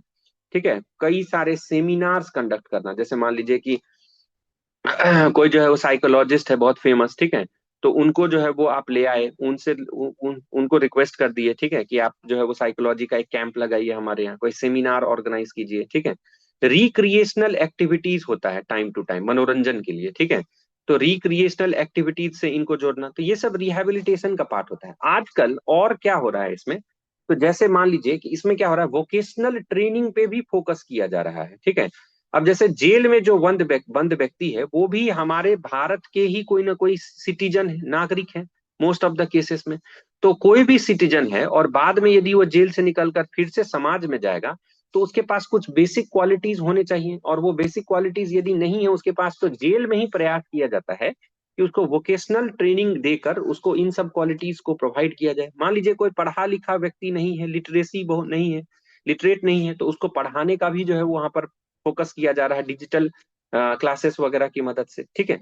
तो ये सब जो है वो आजकल जो है उसके ऊपर फोकस किया जा रहा है। और जो आजकल सबसे बेसिक जो चीज फोकस किया जा रहा है वो क्या है, तो जैसे प्रोडक्ट्स, ठीक है, मैन्युफैक्चरिंग, ठीक है, बहुत सारे प्रोडक्ट्स जो है आजकल जेल में मैन्युफैक्चर हो रहे हैं। जैसे आप इसमें वुडन के बहुत सारे प्रोडक्ट्स हैं, ठीक है, खाने वाले आइटम्स हैं, ठीक है, बिवरेजेस हैं, ठीक है, ये सब प्रोडक्ट्स जो है वो अलग अलग जेल में मैन्युफैक्चर करके बाहर जो है वो मार्केट में बेचा जा रहा है। इनसे जो पैसा मिलता है उनको रोज, डेली जो ये काम करते हैं, तो उनको जो है वो एक सिंचित निधि, मतलब वो एक जो है वो डिपॉजिटेड फंड में जमा कर दिया जाता है, और जब वो निकलते हैं तो उनको प्रोवाइड कर दिया जाता है, ठीक है। तो ये सब जो है वो आपके रिहैबिलिटेशन के लिए जो है वो मतलब आप जो है वो रिहैबिलिटेशन के लिए ये सब चीज प्रयास कर सकते हैं। अब देखिए, मान लीजिए कि आपसे पूछा जाए कि आप यदि जेल सुपरिटेंडेंट बनते हैं तो आपको कौन कौन से चैलेंजेस वहां फेस करने पड़ेंगे, क्या चैलेंज क्या है, मतलब जेल में क्या क्या चैलेंज है। तो इसके लिए प्रिजन रिफॉर्म्स जो गवर्नमेंट का आया है वो तो एक बार आप देख ही लेंगे। कुछ बेसिक चैलेंज वगैरह मतलब जो है उस वही है जो प्रिजन रिफॉर्म्स में डिस्कस किया गया है। तो जैसे क्या क्या चैलेंज है, तो अभी सबसे बड़ा चैलेंज है कि ओवर क्राउडिंग ऑफ जेल्स हो गया है, ठीक है। मतलब बहुत सारे 75% केसेस तो ऐसे हैं जिसमें अंडर ट्रायल व्यक्ति जो है वो जेल में है। और अंडर ट्रायल व्यक्ति तो कभी कभी 2 दिन के लिए भी जाता है, 2 महीने के लिए, 2 साल के लिए, और कुछ कुछ केसेस में तो 10-10 साल तक पता चल रहा है ट्रायल चल रहा है और वो व्यक्ति जेल में ही रह गया, मतलब और 10 साल बाद जब उसका निर्णय आया तो पता चला कि वो दोषी नहीं था, ठीक है। तो सबसे ज्यादा जो अभी इशू है वो है ओवर क्राउडिंग ऑफ जेल्स की, मतलब जेल्स में बहुत ज्यादा कैदी जो है देख रहे हैं। इसके लिए गवर्नमेंट ने क्या किया है, अभी आप देख रहे हैं, है ना, मिनिमम गवर्नमेंट मैक्सिमम गवर्नेंस एक मोटो है गवर्नमेंट का, ठीक है। तो उसके तहत, ठीक है, इसके तहत जो है वो गवर्नमेंट ने क्या किया है, तो बहुत सारे पेट्टी थिंग्स को, बहुत सारे पेट्टी क्राइम्स, छोटे छोटे क्राइम्स जो थे उसको इन्होंने क्या कर दिया, डीक्रिमिनलाइज कर दिया है, ठीक है। डीक्रिमिनलाइज मतलब क्या है कि उसमें आपको, ठीक है, मॉनेटरी पेनल्टी लगेगा लेकिन जेल वेल का उसमें प्रोविजन जो है वो नहीं है, ठीक है। अभी आपने पढ़ा होगा ना बहुत सारे रूल्स को जो है वो सब एज्यूम करके, है ना, बहुत सारे लॉज को, एक्ट्स को, रेगुलेशंस को चेंज करके उन्होंने उसको क्या किया है, तो डीक्रिमिनलाइज किया है, ठीक है। तो उसमें आपको मॉनेटरी जो है वो आई मीन पेनल्टी देना है, लेकिन, ठीक है, पेनल्टीज जो है वो देना है, लेकिन आपको जो है वो जेल में नहीं भेजा जाएगा। ये ओवर क्राउडिंग को रोकने के लिए जो है वो स्टेप किया जा रहा है। मान लीजिए अब दूसरा क्या है, दूसरा चैलेंज है कि रिहैबिलिटेशन प्रोग्राम, जिसके ऊपर सबसे ज्यादा फोकस किया जा रहा है। रिहैबिलिटेशन प्रोग्राम में मेन स्ट्रीम से जोड़ना कैदियों को, ये अभी भी एक चैलेंज है, ठीक है। बहुत सारे लोग, मतलब अभी कुछ दिन पहले इंडियन एक्सप्रेस में या द हिंदू में वो छपा था आर्टिकल, तो उसमें वो बता रहे थे कि बहुत सारे लोग जो सोसाइटी से बहुत दिन तक जब वो एलूफ रह जाते हैं, मतलब अलग रह जाते हैं, अलग थलग रहते हैं, तो सोसाइटल नॉर्म्स में वो मिक्स नहीं हो पाते हैं, ठीक है। हमेशा सोसाइटी जो है वो उनके लिए एक जो है वो मतलब ऐसा जगह बन जाता है जहां पर वो अपने आप को एक्सप्रेस नहीं कर पाते हैं ठीक से। तो रिहैबिलिटेशन प्रोग्राम के ऊपर जो है वो फोकस करना भी एक चैलेंज है, ठीक है। तीसरा क्या है कि जैसे वोकेशनल ट्रेनिंग का हम लोग बात किए, तो स्किल डेवलपमेंट प्रोग्राम्स भी चलाए जा रहे हैं, लेकिन इनका जो गति है धीमा है, बहुत ज्यादा स्लो है ये प्रोसेस, ठीक है। क्यों? क्योंकि इसमें इंफ्रास्ट्रक्चर का इशू है हमारे पास, ठीक है, इंफ्रास्ट्रक्चरल गैप्स हैं, और फंड्स की जो है वो बहुत ज्यादा कमी है, ठीक है। तो ये भी जो है वो इशू है, और कहीं कहीं तो सिक्योरिटी मेंटेन करना भी बहुत ही ज्यादा जरूरी है। हाई प्रोफाइल केसेस में यदि कोई जेल में बंद है तो वहां पर सिक्योरिटी कंसर्न्स तो हमेशा होता है। आप देखे ही हैं कि जेल से जो है ट्रांसपोर्ट करके ले जाया जाता है कोर्ट में बयान दर्ज करने के लिए, और बीच में ही जीप पलट जाती है और एक्सीडेंट हो जाता है और वहां पर इनकाउंटर हो जाता है, ठीक है। तो ये सब सिक्योरिटी इश्यूज जो है वो हैं। अब जैसे इसमें एक रिहैबिलिटेशन प्रोग्राम के बारे में जब मैंने बात किया है, रिहैबिलिटेशन प्रोग्राम में हम देखते हैं कि बिहार गवर्नमेंट के कुछ नेक स्टेप्स क्या सब हैं। तो अभी कुछ दिन पहले ही एक वो था, एक न्यूज में था कि अभी एक ना डिजिटल डिजिटल लिटरेसी प्रोग्राम जो है, आई थिंक 41 जेल्स में जो है वो स्टार्ट किया गया है। डिजिटल लिटरेसी प्रोग्राम बिहार के 41 जेलों में जो है वो शुरू किया गया है, 41 जेल में, बेसिक एजुकेशन इम्पार्ट करने के लिए। अब जैसे बहुत सारे लोग हैं जो छोटे छोटे चीजों में जेल में बंद हैं, जैसे चोरी में, है ना, इन सब में। तो और वो ऐसे लोग हैं जो पढ़े लिखे नहीं है, इसलिए अब देखिए क्राइम जो है वो दो तरीके से होता है, ठीक है। एक होता है, ठीक है, कि जानबूझकर कोई क्राइम कर रहा है ना, कि वो पेशेवर वो है, मतलब क्रिमिनल है। और दूसरा क्या है कि सरकमस्टेंशियल है, मान मान लीजिए कि उसको मतलब किसी ने, पेशेवर नहीं है वो, लेकिन कुछ ऐसा सरकमस्टांसेस था जहां पर आपको नहीं, क्राइम जो है वो करना पड़ गया। यूपीएससी की तैयारी करने वाले छात्र एथिक्स में ये पोर्शन जो है वो पढ़ते होंगे, ठीक है। तो ऐसे लोगों के लिए, जो लोग पढ़े लिखे नहीं हैं और जो लोग पढ़ना चाहते हैं, तो उनके लिए digital literacy program Bihar government ने अभी 41 जेल्स में स्टार्ट किया है। और 100 से ज्यादा जो है प्रिजनर्स को आई थिंक ट्रेनिंग दिया है, मुझे एग्जैक्ट नंबर नहीं याद आ रहा है, मोर देन 100 प्रिजनर्स को जो है वो अभी, ठीक है, अभी इसमें जो है वो ट्रेनिंग दिया गया है। इसका बजट जो है वो अप्रोक्स 2 पॉइंट, ठीक है, 2 करोड़ जो है वो इसका बजट था, ठीक है, अभी गवर्नमेंट होम डिपार्टमेंट के द्वारा जो है वो किया गया है। इसके अलावा, ठीक है, एक यूनिवर्सिटी है बिहार एग्रीकल्चरल यूनिवर्सिटी, कहाँ पे है, बिहार कृषि विश्वविद्यालय कहाँ पे है, अब और पूषा। सबौर में। सबौर में भी है सर और पूसा में भी है। हाँ ठीक है, तो बिहार एग्रीकल्चरल यूनिवर्सिटी जो सबौर में है, ठीक है, सबौर कहाँ पे है, कौन से डिस्ट्रिक्ट में है? भागलपुर सर। ठीक है, ठीक है। तो भागलपुर में जो बिहार एग्रीकल्चरल यूनिवर्सिटी है सबौर में, उसने अभी जेल प्रशासन के साथ कोऑर्डिनेट किया और उन्होंने वहां पर वर्मी कंपोस्टिंग के बारे में जो है वो बताया है, ठीक है, कि वर्मी कंपोस्टिंग कैसे कर सकते हैं या मैन्योर्स का इस्तेमाल जो है वो कैदी कैसे कर सकते हैं, यदि बाद में जाकर यदि वो निकलते हैं खेत वेत में काम करने जाते हैं तो वो कैसे इस सब चीज का इस्तेमाल कर सकते हैं, इसके बारे में जो है वो बताया गया उनके उनके उनको, ठीक है। अच्छा, एक और स्कीम है इसमें, स्पोर्ट्स से रिलेटेड एक और जो है वो इनिशिएटिव है जो मुझे ध्यान आ रहा है। वो है कि एक परिवर्तन जेल से, ठीक है, ये जो है वो इनिशिएटिव है परिवर्तन जेल से, ठीक है, ये एक इनिशिएटिव है। इसमें क्या है कि स्पोर्ट्स कैंप जो है वो ऑर्गेनाइज किया गया है बहुत सारे जेल्स में, और ये इनिशिएशन किसने लिया है? आईओसीएल ने, ठीक है, इंडियन ऑयल कॉर्पोरेशन लिमिटेड ने जो है वो ये इनिशिएशन लिया है। तो इस प्रकार के आप बहुत सारे रिहेबिलिटेशन प्रोग्राम्स जो है वो टाइम टू टाइम जेल में जो है वो चलाते आया जा रहे हैं। तो ये जो है वो आपका पूरा बिहार जेल सर्विस है। इसमें से आप जो है वो बेसिकली आपका काम क्या होगा वो देख लीजिए, रिहेबिलिटेशन के ऊपर जो है वो चीज देख लीजिए, प्रिजन रिफॉर्म्स के बारे में देख लीजिए, कौन कौन सा रिहेबिलिटेशन स्कीम बिहार गवर्नमेंट चला रही है, ये सब देख लीजिए। अच्छा, इसमें ना आजकल एनएचआरसी बहुत एक्टिव है, नेशनल ह्यूमन राइट्स कमीशन, इसके बारे में पढ़ा है आप लोगों ने? एनएचआरसी, यस मेरी सर। आवाज आ रही है क्या? NHRC। Hello sir. हाँ हाँ। सर NHRC एक स्टेट्यूटरी बॉडी है। इसके पास सिविल कोर्ट्स के पावर हैं। मेजरली इसमें जो एक CJI हो गए, और जो हाँ ठीक है, उसका रिटायर्ड या कंपोजिशन नहीं पढ़ना है आपको, या देख लीजिएगा, लेकिन एनएचआरसी का जो है वो जेल से रिलेटेड क्या क्या रिफॉर्म्स है वो सब देख लीजिएगा, ठीक है, आपको पता है। ठीक है सर। ठीक है, तो ये सब चीज जो आपको देख लीजिएगा। जेल सुपरिटेंडेंट में एक स्पेशलाइज्ड नेचर ऑफ सर्विस है ये, इससे बहुत मतलब ज्यादा क्वेश्चंस नहीं बनते हैं, लेकिन इतना जितना मैंने बताया वो काफी है। एक बस प्रिजन रिफॉर्म्स का कुछ कुछ देख लीजिएगा तो वो सब हो जाएगा उसका काम आपका, ठीक है। अच्छा, एक और कुछ स्टूडेंट्स ने मुझे मैसेज किया था कि मेरा सर असिस्टेंट प्लानिंग ऑफिसर है, ठीक है, एपीओ, असिस्टेंट प्लानिंग ऑफिसर के लिए ही सिर्फ मैं एलिजिबल हूँ। तो इसका थोड़ा सा वर्क प्रोफाइल बताइए। पहले अभी हम लोग लेवल 9 देख लेते हैं, आज कुछ लेवल 7 भी देख लेंगे, क्योंकि बहुत सारे लोगों का लेवल 7 का भी पोस्ट है, जैसे एमईओ हो गया, आरओ हो गया, एडीटीओ हो गया, ये सब। तो मान लीजिए असिस्टेंट प्लानिंग ऑफिसर के ऊपर हम नेक्स्ट चर्चा करते हैं। तो असिस्टेंट प्लानिंग ऑफिसर सबसे पहले जो है वो कौन से डिपार्टमेंट के अंदर आता है वो ध्यान रखना है। आप लोगों को पूछ सकता है आपसे कि इसका विभाग बताइए कि कौन सा डिपार्टमेंट है। तो ये आता है कौन से डिपार्टमेंट के अंदर आता है? प्लानिंग एंड, ठीक है, प्लानिंग एंड, ठीक है, प्लानिंग एंड डेवलपमेंट डिपार्टमेंट, ठीक है, प्लानिंग एंड डेवलपमेंट, ठीक है, डिपार्टमेंट, गवर्नमेंट ऑफ बिहार, ठीक है।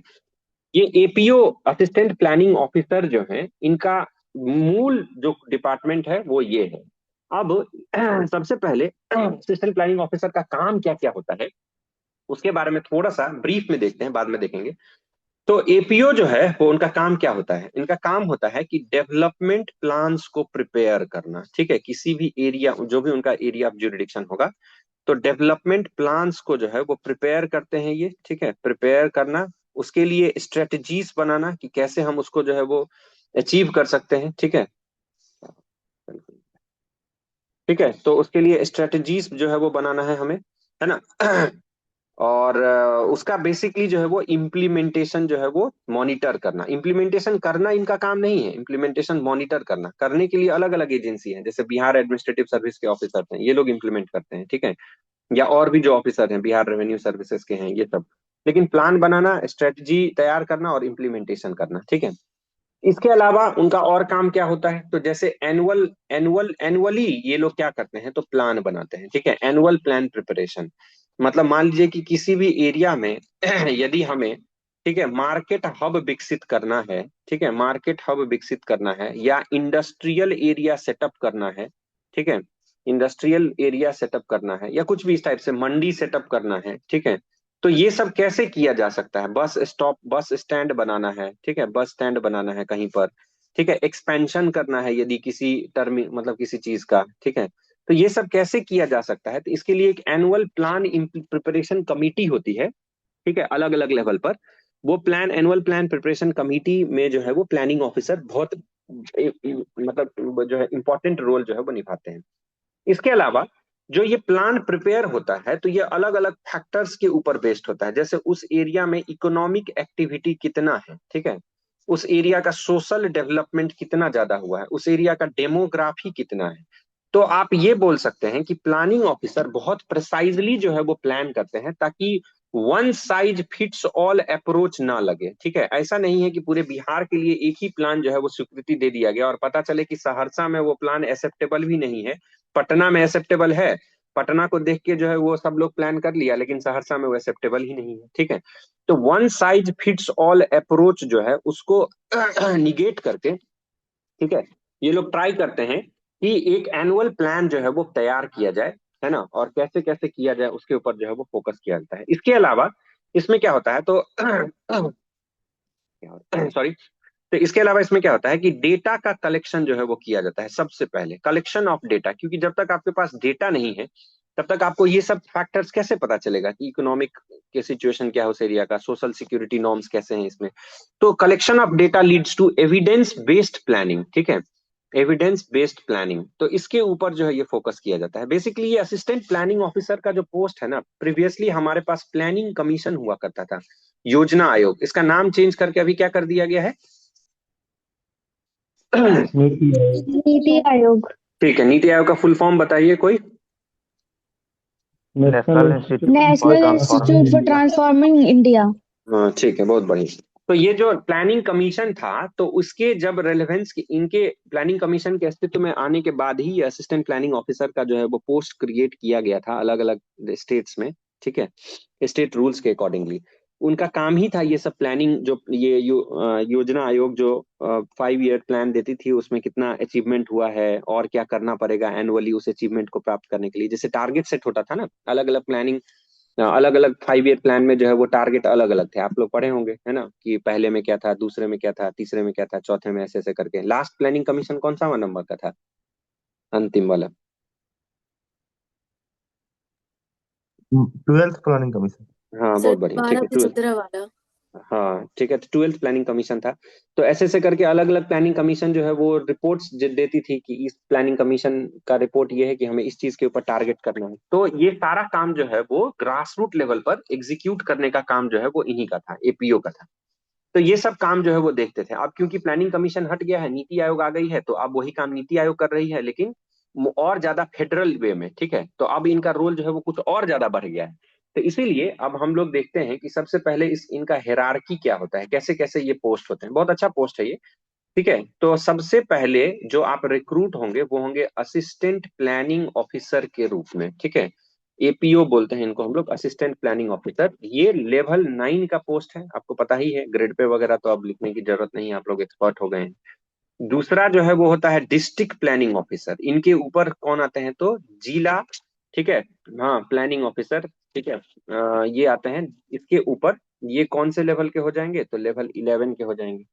डिस्ट्रिक्ट प्लानिंग ऑफिसर के ऊपर जो होते हैं वो होते हैं डेप्यूटी डायरेक्टर या रीजनल प्लानिंग ऑफिसर, ठीक है, डेप्यूटी डायरेक्टर या इन्हीं को हम लोग बोलते हैं रीजनल प्लानिंग ऑफिसर, ठीक है, रीजनल प्लानिंग, ठीक है, ऑफिसर, रीजनल प्लानिंग ऑफिसर, ठीक है, रीजनल प्लानिंग ऑफिसर। ये आपके कौन से लेवल के हो गए तो लेवल 12 हो गए, फिर ठीक है।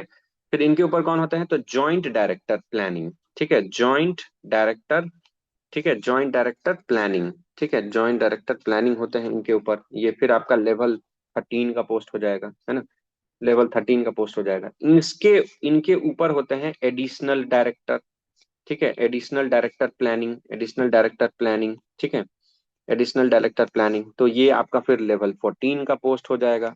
और इसके ऊपर जो है वो सेक्रेटरी ऑफ द डिपार्टमेंट होते हैं। तो सेक्रेटरी तो आपको पता ही है कि आईएएस कैडर के अधिकारी होते हैं, है ना। वैसे एडिशनल डायरेक्टर भी जो है वो आईएएस कैडर के ही अधिकारी होते हैं। तो इन जनरली आपका जो प्रमोशन हो सकता है इसमें वो जॉइंट डायरेक्टर प्लानिंग तक हो सकता है, लेवल 13 तक, यदि आईएएस में इम्पैनलमेंट नहीं हुए तो। बहुत सारे जगहों पे ये जो जॉइंट डायरेक्टर प्लानिंग का पोस्ट है ना, ये बीएएस के अधिकारी भी बैठे हुए हैं आजकल। आजकल क्या मतलब, बहुत सारे जगह पे बैठे हुए हैं। तो जो प्लानिंग वाला पार्ट है वो डेप्यूटी डायरेक्टर तक तो आप जाना ही है, बहुत सारे लोग यहाँ तक भी चले जाते हैं, लेकिन बीएएस के साथ जो है वो उनका थोड़ा सा मतभेद है अभी। ठीक है, और एडिशनल डायरेक्टर और जो सेक्रेटरी है वो तो कम्प्लीटली जो है वो आईएएस होते हैं। ठीक है, तो ये जो है वो आपका हायरार्की है बेसिकली प्लानिंग ऑफिसर में, है ना। और इसके रोल्स एंड रिस्पॉन्सिबिलिटीज हैं। अब देखिए इसमें काम क्या सब होता है, तो इसके बारे में थोड़ा सा हम लोग चर्चा किए हैं कि डिस्ट्रिक्ट इसमें क्या होता है हर एक। अच्छा हाँ, एक और चीज कि हर एक डिस्ट्रिक्ट में जो डिस्ट्रिक्ट मजिस्ट्रेट होते हैं वो डिस्ट्रिक्ट प्लानिंग ऑफिसर जो है वो उनको रिपोर्ट करता है, डीएम साहब को। ठीक है, क्योंकि डीएम साहब या डीएम मैडम जो है डिस्ट्रिक्ट में वही सर्वे सर्वा है, और उन्हीं के सिग्नेचर से जो मैंने बताया कि एनुअल प्लान जो आप तैयार करेंगे, ठीक है, डेवलपमेंट का, वो डिस्ट्रिक्ट प्लानिंग ऑफिसर जो है वो उसको स्वीकृति देंगे, और अंतिम रूप से जो है वो स्वीकृति कौन देंगे, डीएम सर देंगे या डीएम मैडम। और तब जाके जो है वो उसको सेक्रेटेरिएट में कौन से डिपार्टमेंट में भेज दिया जाएगा, तो आपका जो कोर डिपार्टमेंट है प्लानिंग एंड डेवलपमेंट डिपार्टमेंट, उसमें भेज दिया जाएगा। ठीक है। अच्छा एक बात बताइए, प्लानिंग से एक क्वेश्चन याद आ गया दिमाग में, ये बताइए कि अभी एक बहुत ही महत्वाकांक्षी प्रोग्राम लाया गया था, एस्पिरेशनल डिस्ट्रिक्ट प्रोग्राम, सुना है क्या आप लोगों ने? Yes sir. एस्पिरेशनल डिस्ट्रिक्ट, कितने डिस्ट्रिक्ट है इसमें एस्पिरेशनल डिस्ट्रिक्ट प्रोग्राम में? 100 शायद, if 114। I'm not- 100 है सर। श्योर हैं आप? 112 है सर। बिल्कुल सर 112 है। 114। सॉरी। ठीक है, 112 है, 112 ही है ना शायद, 112 ही 118 है, देख लीजिए, 112 ही है शायद, मुझे लगता है 118 होगा। अच्छा ये 112 ही कौन, है सर। 112 ही है, ठीक। तो ये कौन ये कब लॉन्च हुआ था ये प्रोग्राम?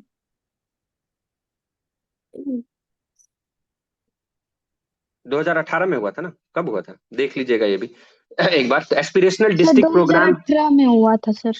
हाँ ठीक है 18 में हुआ था, मुझे भी यही लग रहा था। तो ये अच्छा इसमें ना, अब ये बताइए, ये सब तो खैर बेसिक चीजें हैं, ये बताइए बिहार के इसमें कितने जिले हैं, किसी को पता है? कैसे काम चलेगा? बेसिक चीज सब भी आप लोग भूल रहे हैं। बिहार में जो है 13 डिस्ट्रिक्ट हैं। ठीक है, एस्पिरेशनल डिस्ट्रिक्ट प्रोग्राम्स में कितने ब्लॉक हैं 13 डिस्ट्रिक्ट में?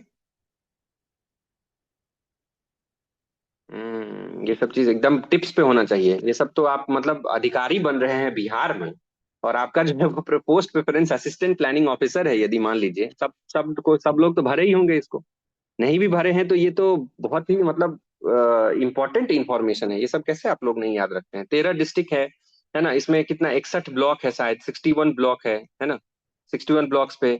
अच्छा अभी एक ना अवार्ड दिया गया था, करंट अफेयर्स आप लोग नहीं पढ़ रहे हैं क्या? ये कितने मतलब ऐसा नहीं है, आप लोग ये समझ रहे हैं कि एक महीने पहले का करंट अफेयर्स पढ़ लेंगे, वहां जाएंगे और बोल के आ जाएंगे, ये सब नहीं होता है ना। मान लीजिए ठीक है फैक्चुअल क्वेश्चन में आप मना कर सकते हैं, लेकिन ये सब तो कुछ कोर क्वेश्चंस हैं, ये सब तो आपको पता होना ही चाहिए। ठीक है, चलिए कुछ क्वेश्चन ही पूछते हैं पहले आपसे, बताइए कि एक जो है ना अभी अवार्ड दिया गया था इसी के क्षेत्र में, ठीक है, चैंपियंस ऑफ चेंज। ठीक है, इसका इस अवार्ड का नाम सुना है क्या किसी ने, चैंपियंस ऑफ चेंज? ये एस्पिरेशनल डिस्ट्रिक्ट प्रोग्राम के तहत ही दिया गया था, इसमें डेल्टा रैंकिंग एक निकाला जाता है, इसमें पूरे देश में बिहार के 2 डिस्ट्रिक्ट जो है वो अव्वल रहे थे, फर्स्ट एंड सेकंड, कौन कौन से डिस्ट्रिक्ट थे वो?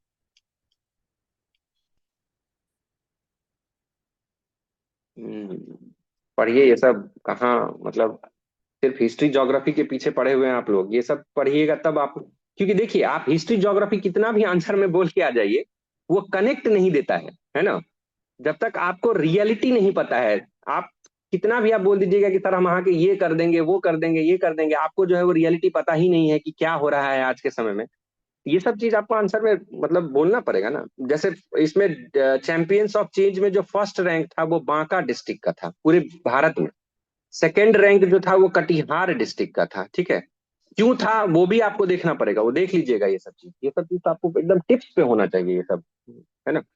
ठीक है, तो ये जो है वो मतलब हम डिमोटिवेट नहीं कर रहे हैं, लेकिन मतलब सिर्फ जो है वो वन वन डे अप्रोच आप लोग अपनाते हैं, मतलब कि हाँ आज पढ़ लेंगे और कल जाके बोल देंगे, तो उसके बाद फिर भूल जाएंगे। यदि पढ़ रहे हैं करंट अफेयर न्यूज़पेपर पढ़ रहे हैं तो हॉलिस्टिकली उसको एक साल से पढ़ रहे हैं, तो ये सब चीज तो एकदम याद होना चाहिए अच्छे से। ठीक है, तो ये असिस्टेंट प्लानिंग ऑफिसर का जो है ये पूरा आपका। अच्छा एक और बात बताइए, चलिए इसको थोड़ा पॉलिटी से भी जोड़ते हैं, आप लोगों में से बहुत सारे पॉलिटिकल साइंस आप लोग का ग्रेजुएशन भी है और वो भी है, एक बार पहले देखते हैं कौन कौन है ना, उसी से क्वेश्चन पूछा जाए पहले, जब हो ही गया स्टार्ट। देखते हैं पहले ग्रुप में कौन कौन जुड़े हुए हैं।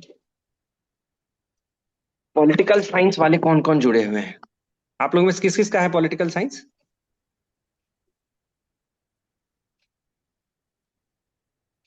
किसी का नहीं है क्या इसमें? ऑनर्स या ऑप्शनल नहीं है क्या? ठीक है, कोई बात नहीं, नहीं है तब तो फिर आगे कंटिन्यू करते हैं। तो जैसे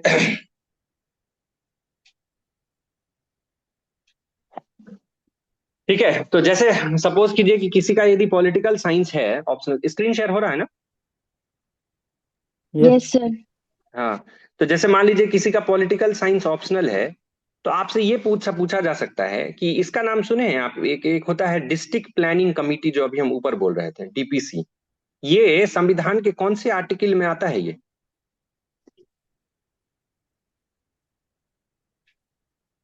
अच्छा ये बताइए, अर्बन लोकल बॉडीज कौन से आर्टिकल में है और विलेज पंचायत कौन से आर्टिकल में? ये तो पता होगा आप लोगों को। तो 243। ठीक है, 243 से कहां तक पंचायत? आई थिंक 243 सर से लेकर ओ तक है 243 सर। सी। ओ तक। ओ तक, ठीक है। और अर्बन लोकल बॉडीज 243 से to Z forty G. Three G तक है सर। जेड। ठीक है, हाँ। तो इसमें जो डीपीसी है ना, डिस्ट्रिक्ट प्लानिंग कमेटी, वो 243 जेड डी में आता है। ये बहुत इंपॉर्टेंट है, इसको रट लीजिए। ठीक है, क्योंकि आपसे ये पूछा जाएगा जैसे ही मान लीजिए कि प्लानिंग आपका, ये असिस्टेंट प्लानिंग ऑफिसर यदि आपके पोस्ट प्रेफरेंस में है, नहीं भी है, तो ये बीपीएससी का one of the favourite question, कि जो डिस्ट्रिक्ट प्लानिंग कमेटी है, वो आप पॉलिटिकल साइंस के छात्र हैं या छात्रा हैं, तो आप बताइए कि डीपीसी जो है वो कौन से आर्टिकल में आता है ये, है ना? तो ये 243 जेड जी में आता है क्योंकि ये लोग बेसिकली अर्बन प्लानिंग जो है ये लोग करते हैं, है ना? ये सब क्वेश्चन तो एकदम मतलब तैयार रखिए आप लोग, ठीक है। अब इसमें एक और चीज आप लोग ध्यान रखिए कि ये जो एस्पिरेशनल डिस्ट्रिक्ट प्रोग्राम है, ठीक है, एस्पिरेशनल डिस्ट्रिक्ट प्रोग्राम है, इसमें कितने इंडिकेटर्स, मतलब कौन कौन से इंडिकेटर्स हैं जिसके ऊपर काम किया जा रहा है? तो जैसे एस्पिरेशनल डिस्ट्रिक्ट प्रोग्राम में जो है ना, वो हेल्थ के ऊपर काम किया जा रहा है, ठीक है ना? हेल्थ के ऊपर काम किया जा रहा है, सैनिटेशन के ऊपर काम किया जा रहा है, ठीक है, सैनिटेशन के ऊपर काम किया जा रहा है। उसके अलावा और इसमें क्या काम हो रहा है? न्यूट्रिशन के ऊपर काम किया जा रहा है इसमें, ठीक है। एग्रीकल्चर के ऊपर इसमें काम किया जा रहा है, इंफ्रा डेवलपमेंट के ऊपर काम किया जा रहा है। ये सब बहुत सारे क्राइटेरियाज हैं। इन सभी क्राइटेरियाज में जो change of the champions of the change delta rankings में बांका और कटिहार को जो है वो, है ना, क्रमशः जो है वो पहला और दूसरा जो है वो रैंक मिला था। तो ये सब जो है वो आपको एपीओ यदि आपका पोस्ट है, पोस्ट सर प्रेफरेंस है बाका तो। को ना जल जल संरक्षण के क्षेत्र में शायद मिला था सर। हाँ बिल्कुल, बांका को जल जी सर, संरक्षण और वहाँ क्षेत्र में के मिला था। डीएम उस समय अंशुल कुमार थे, उन्हीं को मिला था ये। आप बांका डिस्ट्रिक्ट के हैं क्या मैडम? जी सर, हम बांका डिस्ट्रिक्ट के ही हैं। अच्छा सही है, तो आपको तो पूछा ही जाएगा ये, इसको तो आप याद कर लीजिए, ठीक है। तो ये असिस्टेंट प्लानिंग ऑफिसर का जो है ये पूरा ये है। इससे ज्यादा जो है वो और आपको कुछ नहीं पूछेगा, बाद बाकी आप थोड़ा मोड़ा और ऊपर नीचे देख लीजिएगा, ठीक है। इसके सर बाद एक सर एक क्वेश्चन था सर मेरा, प्लीज सर। सर हम्म। जब इस पोस्ट को ज्वाइन करेंगे तो सर पढ़ने का मौका मिलेगा? हाँ हाँ, बहुत आराम से मिलेगा, कोई दिक्कत जी सर, मेरा ये नहीं। एक्चुअली सेकंड प्रेफरेंस है सर, इसी वजह से। हाँ हाँ हाँ, मिलेगा मिलेगा, ज्यादा प्रेशर नहीं होता है, ठीक है। तो इसके बाद जो हम लोग एक इंपॉर्टेंट पोस्ट के ऊपर डिस्कस करते हैं, लेवल 7 का एक पोस्ट है, ठीक है। जो सब मैसेज आया वो सबके ऊपर पहले देख लेते हैं। पहला जो है लेवल 7 का जो सबसे इंपॉर्टेंट पोस्ट जो बहुत सारे लोगों ने भरा है, वो है रेवेन्यू ऑफिसर, ठीक है। ये बहुत ही ल्यूक्रेटिव पोस्ट है, और कई बार तो ऐसा देखा गया है कि टॉप 10 में भी जो लोग रहते हैं रैंक में, उसमें से भी कुछ लोग जो है वो रेवेन्यू ऑफिसर चूज कर लेते हैं। आई डोंट नो व्हाई, लेकिन इसके बारे में डिस्कस करते हैं। तो इन जो डिपार्टमेंट है इसका, वो है रेवेन्यू, ठीक है, रेवेन्यू लैंड रिफॉर्म्स, ठीक है, रेवेन्यू लैंड रिफॉर्म्स डिपार्टमेंट, ठीक है, revenue and land reforms department, revenue and land reforms department. अभी कौन है ये revenue and land reforms department के, आई मीन वो सर मंत्री जी? विजय विजय विजय सिन्हा जी। श्री श्री विजय विजय सिन्हा है कुमार सर। सिन्हा। श्री हाँ विजय एकदम कुमार। ठीक है, श्री विजय कुमार सिन्हा जी जो है वो आपके मंत्री जी हैं, ठीक है, इस डिपार्टमेंट के।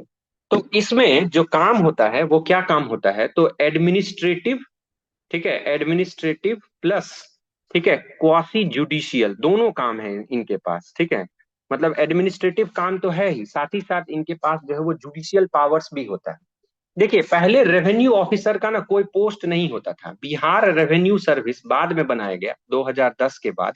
और आपको याद होगा पिछले सेशन में हम बताए थे कि जो एसडीसी होते हैं वो आज एसडीसी डायरेक्ट ज्वाइन करते हैं, पहले इनको आरओ या सीओ के रूप में ही पोस्ट किया जाता था।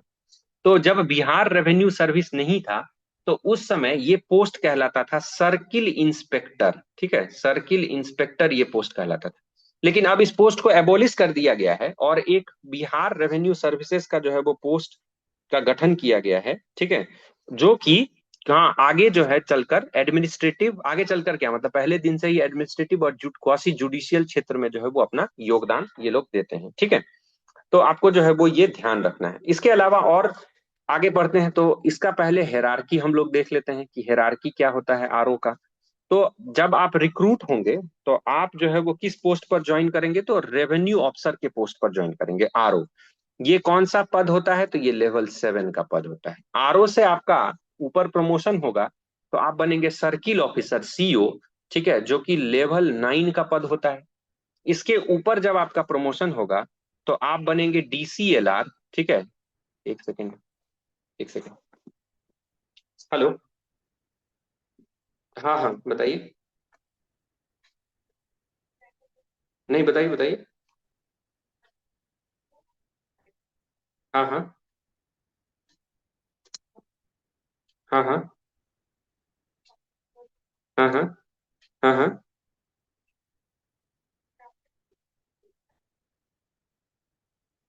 नहीं, पूछ लो ना उससे कि आप सीपीडब्ल्यूडी की तरफ से कर रहे हैं ना, ऐसा तो नहीं है कि हमें कुछ करना है, पूछ लीजिए उनसे। या नहीं तो पहले आप बोलिए उनको कि अंदर वाला करें वो, है ना, मैं बात करता हूँ थोड़ी देर में। हाँ तो ठीक है, वो बाहर वाला कर रहा है तो करने दो उसको। हाँ हाँ पूछ लो पूछ लो, ठीक ठीक, सॉरी, ठीक है। तो ये जो नेक्स्ट प्रमोशन होगा आपका वो होगा डीसीएलआर, ठीक है, ठीक है, deputy commissioner, deputy collector, sorry commissioner नहीं, ठीक है, डेप्यूटी कलेक्टर लैंड रिफॉर्म्स, ठीक है, लैंड रिफॉर्म्स के रूप में ये जो है वो लेवल 11 का पोस्ट होता है। अभी जो है वो प्रेजेंटली सारे DCLR, most of the DCLR के पोस्ट जो है वो बिहार एडमिनिस्ट्रेटिव सर्विस के ऑफिसर्स ने जो है वो अभी टीनेट कर रहे हैं, वो सारे लोग यही ऑक्यूपाई करके रखे हैं। पहले दिन ही मैंने आपको बताया था कि जो है वो हाईकोर्ट का एक डिसीजन आया था जिसमें 3 महीने के अंदर ये बोला गया है कि आप जो है वो डीसीएलआर के पोस्ट को बिहार एडमिनिस्ट्रेटिव सर्विस से निकालकर बिहार रेवेन्यू सर्विसेज वाले को जो है वो आप दीजिए, ठीक है। इसके ऊपर डीसीएलआर के ऊपर जो है वो नेक्स्ट है एडिशनल कलेक्टर, ठीक है, एडिशनल, ठीक है, एडिशनल कलेक्टर, ठीक है, लैंड रिफॉर्म्स, ठीक है, एडिशनल कलेक्टर लैंड रिफॉर्म्स, ये एडीएम रैंक के ऑफिसर होते हैं बेसिकली, या इनको हम लोग डायरेक्टर भी बोलते हैं, ठीक है, डायरेक्टर रैंक के अधिकारी होते हैं ये। और ये जो है वो कौन से लेवल के हो जाएंगे, तो आपके लेवल 12 के हो जाएंगे। ये भी अभी प्रेजेंटली या तो बीएएस के अधिकारी होते हैं या तो आईएएस के अधिकारी होते हैं, न्यू रिक्रूट आईएएस जो हो वो, यानी तो सीनियर बीएएस जो होते हैं वो होते हैं। और इनके ऊपर तो आपको पता ही है डिस्ट्रिक्ट एडमिनिस्ट्रेशन में जो सबसे बड़े अधिकारी होते हैं वो आपके डिस्ट्रिक्ट कलेक्टर होते हैं, जिला समाहर्ता, ठीक है, और या जो डिस्ट्रिक्ट मजिस्ट्रेट होते हैं, तो ये तो आपके आईएएस ही होते हैं, ठीक है। तो ये जो है वो आपका वो है रिपोर्टिंग चैनल या प्रमोशन एवेन्यू। पहले लेवल 7 में आप रिक्रूट होंगे, फिर सीओ बनेंगे लेवल 9 में, फिर उसके बाद डीसीएलआर बनेंगे, बनेंगे नहीं बनेंगे वो बीएएस वाले डिसाइड करेंगे। फिर उसके बाद एडिशनल कलेक्टर डायरेक्टर होते हैं, ये बीएएस या आईएएस के ही अधिकारी होते हैं। अभी तक बोला जा रहा है कि इन लोगों को देना चाहिए लेकिन अभी कुछ हो नहीं रहा है उसके ऊपर। और डिस्ट्रिक्ट कलेक्टर डीएम या आईएएस बनते हैं। एक एसोसिएशन है इनका, है ना, उसका नाम है बिरसा, ठीक है, BIRSA, बिरसा। ये क्या है, ये है बिहार रेवेन्यू सर्विस एसोसिएशन। ये एसोसिएशन अभी कुछ दिनों में देखा गया है कि बहुत एक्टिव रह रही है, ठीक है, और लगातार गवर्नर से, है ना, माननीय मुख्यमंत्री जी से, इन सब से जो है जाके मिल रही है, मीटिंग कर रही है कि हमारे अधिकारी को तो प्रमोशन दो, है ना, हम लोग आरओ के रूप में कुछ बोल, कोई कुछ बोल रहे हैं क्या, प्लीज म्यूट कर लें यदि कोई कुछ नहीं बोल रहे हैं तो, ठीक है। तो आरओ के रूप में, ठीक है, सीओ के रूप में हमारे, उसके बाद प्रमोशन हो ही नहीं पा रहा है, मतलब मैक्सिमम जो है वो कहीं से कहीं जाते हैं तो घिंच तीर के मतलब डीसीएलआर तक पहुंच गए, उसके ऊपर तो प्रमोशन होता ही नहीं। डीसीएलआर में भी जो है बीएस वाले बैठे रहते हैं, पोस्ट नहीं खाली कर रहे हैं। तो बिरसा जो है वो एक्टिवली अभी इसको वो कर रहा है, प्रोपागेट कर रहा है। लेकिन इसका फंक्शंस जो है ना वो बहुत ब्रॉड है, तो इसके लिए इसके फंक्शंस को तो हमें देखना ही पड़ेगा कि इनका फंक्शंस क्या सब है। तो सबसे पहले इनका फंक्शन जो है वो है लैंड एडमिनिस्ट्रेशन, ठीक है, इसका इनका फंक्शन क्या है, तो लैंड एडमिनिस्ट्रेशन। लैंड एडमिनिस्ट्रेशन में ये बहुत सारा काम करते हैं, मल्टीट्यूड ऑफ काम। क्या सब काम करते हैं, तो जैसे जमाबंदी इशू करते हैं, ठीक है। जैसे खेसरा और खतियान जो है उसके बारे में इनके पास पूरा डिटेल्स होता है, मतलब रिकॉर्ड्स रखना बेसिकली, ठीक है। रिकॉर्ड्स जो है वो मेंटेन करते हैं ये लैंड रिकॉर्ड्स। उसके अलावा म्यूटेशन करते हैं ये, ठीक है। म्यूटेशन वही हुआ जमाबंदी एक तरह से, वो मतलब अंग्रेजी हो गया उसका।